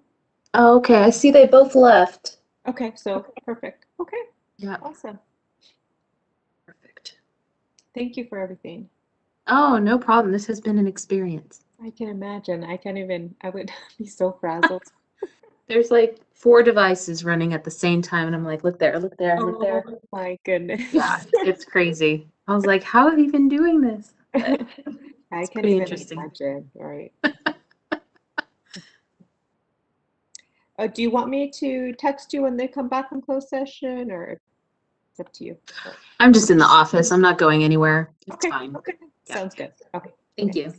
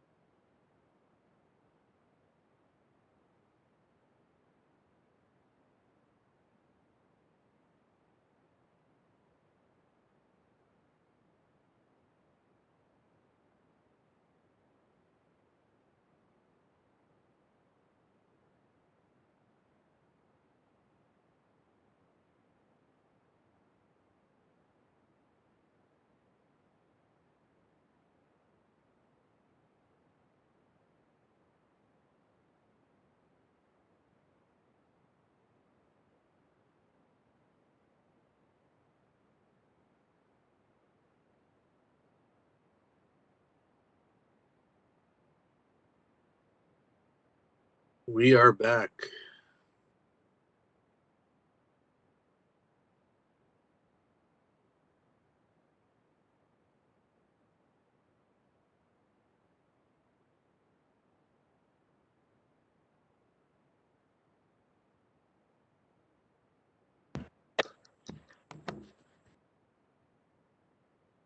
We are back, Joanne. Great. Bertha on. I see Mr. Flores. I see Mr. Fuentes. I see Ms. Sandoval.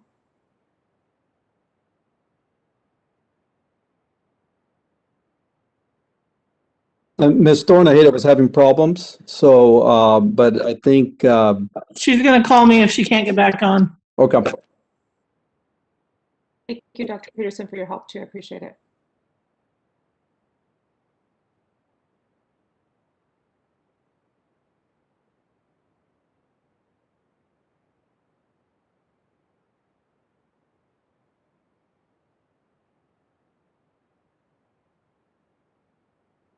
I see Joanne on. 1, 2, 3, 4, 5.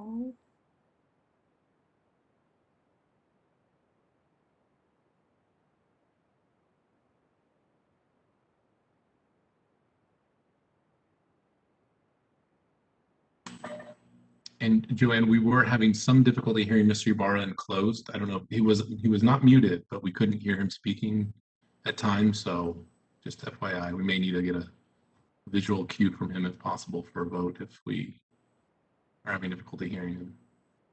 May need to call in. Melanie, I do. I'm here.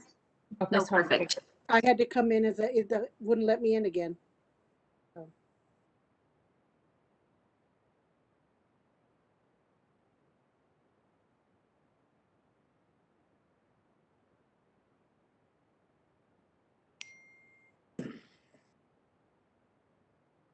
Joanne, are we public yet? Yes, we are.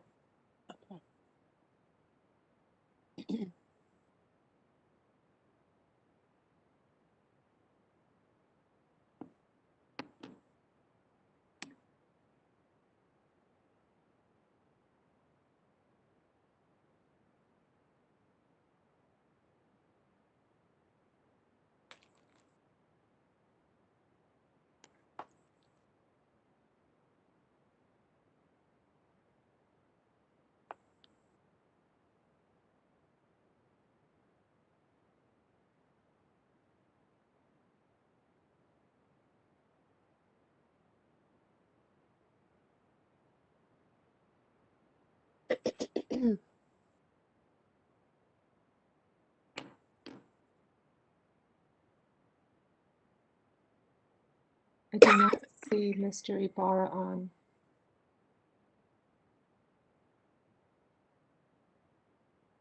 Oh.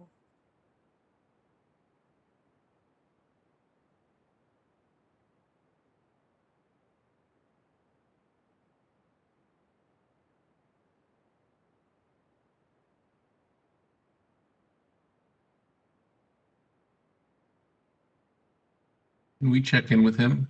Joanne or Frank, can somebody give him a quick buzz? I see we have a call-in user. I don't know if that's him, but we don't have anyone. I don't see him here in the. Yeah, I'll give him a quick call. Yeah. Okay, thank you. And I text him the number with the passcode, so he has that in his text messages.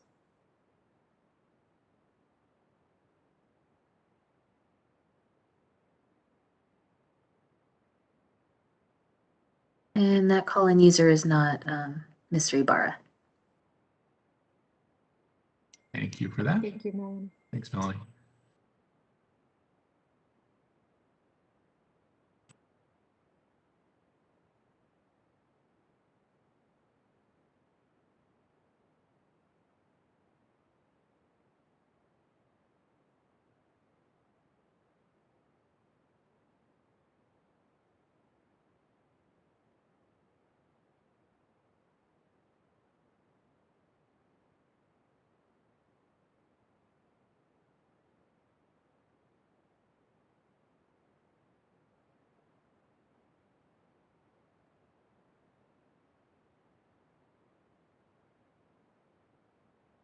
Melanie, did you see my text?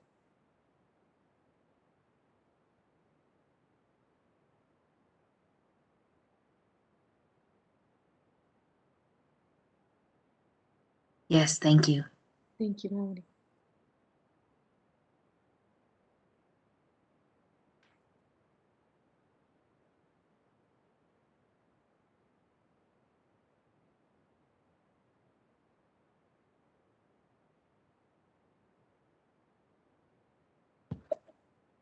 Mr. Flores, so I have, sorry about that. I have Mr. Ibarra on the phone here. Trying to figure it out. Can you hear him? All right. So he's on the line there with you then, so he can hear us? Yes, he is. He can hear you. Okay, that works for us. So we'll go ahead and reconvene open session for our meeting. We have a couple of report out items for the public, so we'll go ahead and begin with that. Ms. Medina, or yes, Ms. Medina, I will provide you with the details. So item 12.1, which is our personnel public employee appointment item. On a motion by Board Member Fuentes and seconded by Board Member Adeguin, the board approved the following positions, the following appointments. One classified coach, which is our choir accompanist, 2 volunteer coaches, baseball boys, soccer girls, and that was approved on a 7-0 vote. Item 12.2, personnel public appointment. On a motion by Board Member Haro and seconded by Board Member Adeguin, the board appointed Ms. Cynthia Lopez Jimenez, elementary principal, site to be determined. And that was also on a 7-0 vote. And that was a first by Haro and a second by Adeguin, correct? Yes. Thank you. Okay. Item 12.3, personnel public appointment. On a motion by Board Member Haro, seconded by Board Member Fuentes, the board appointed Ms. Yvette Roman, secondary principal, Bloomington High School. And that was a 7-0 unanimous vote. Item 12.4, personnel public appointment. On a motion by Board Member Haro, seconded by Board Member Fuentes, the board appointed Robin Berghart, coordinator, assessment and evaluation TK through 6 for the district. And that was on a 7-0 unanimous vote.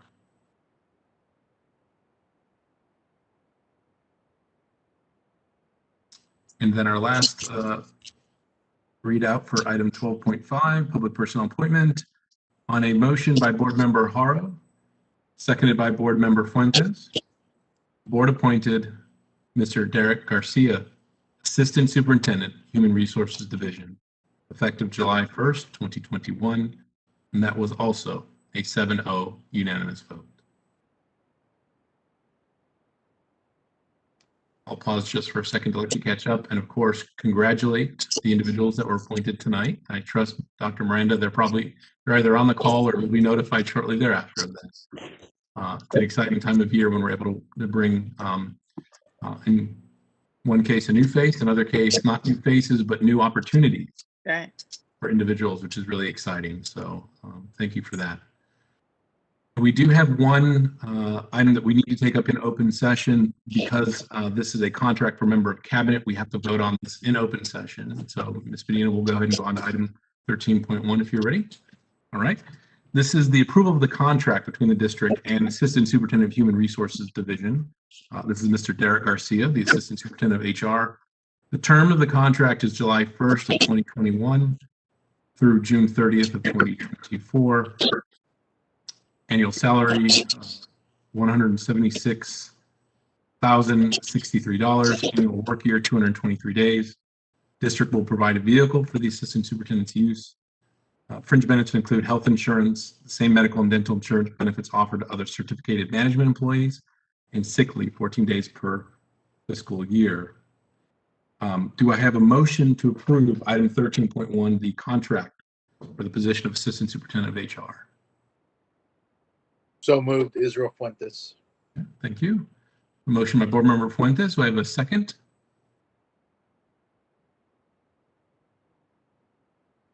I'll second Adeguin. Great. Thank you so much for that, Bertha. I have a motion by Board Member Fuentes, a second by Board Member Araguin. And at this time, I will ask for a roll call vote. Ms. Medina. Ms. Araguin? Yes. Mr. Fuentes? Yes. Ms. Sandoval?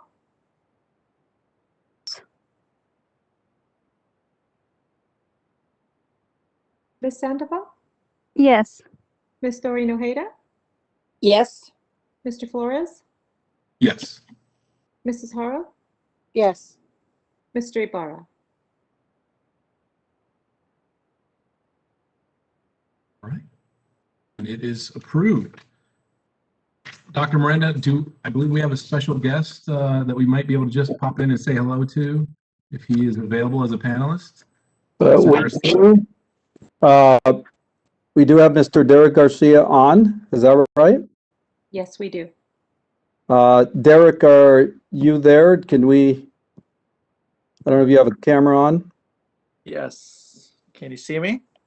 No. We cannot see you. We can hear you. Okay. How about now? Yes.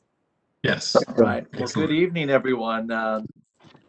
Board President Flores and Board of Trustees and Executive Cabinet. I'm honored and blessed to have this position. I thank you very much for your appointment. It's been a rigorous process that Dr. Miranda has put us through to get to this point, and I feel like I've learned a tremendous amount about the district, and I do think that my 27 years of experience in the field of education, serving special education and EL students will serve the district well. So I look forward to getting to know you all and rolling up my sleeves and getting to work with you all.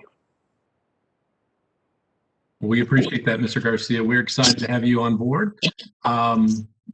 Looking forward to getting to meet you in person as the world starts to open up, of course, but I really appreciate, I know you've been working closely with Dr. Miranda, and you'll have an opportunity to work very closely with Ingrid Munsterman, and we are excited about the opportunities here. We hope we'll fall in love with our district, as we all have, and we hope that you'll be with us for some time, because this is a place, as you may have heard, where people tend to stay.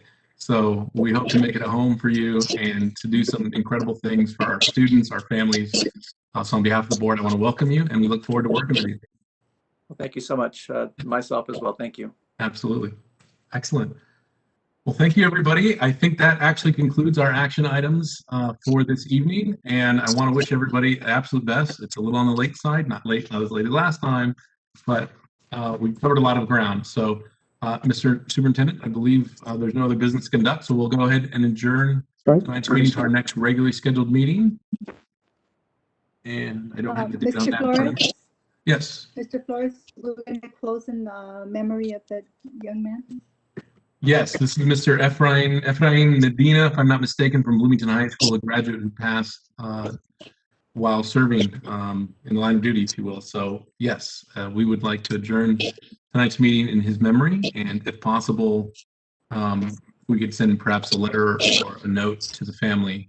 Ms. Haro might be able to help us facilitate that, recognizing that we're closing tonight's meeting. So we'll just take a few seconds to pause in his memory before we close the meeting.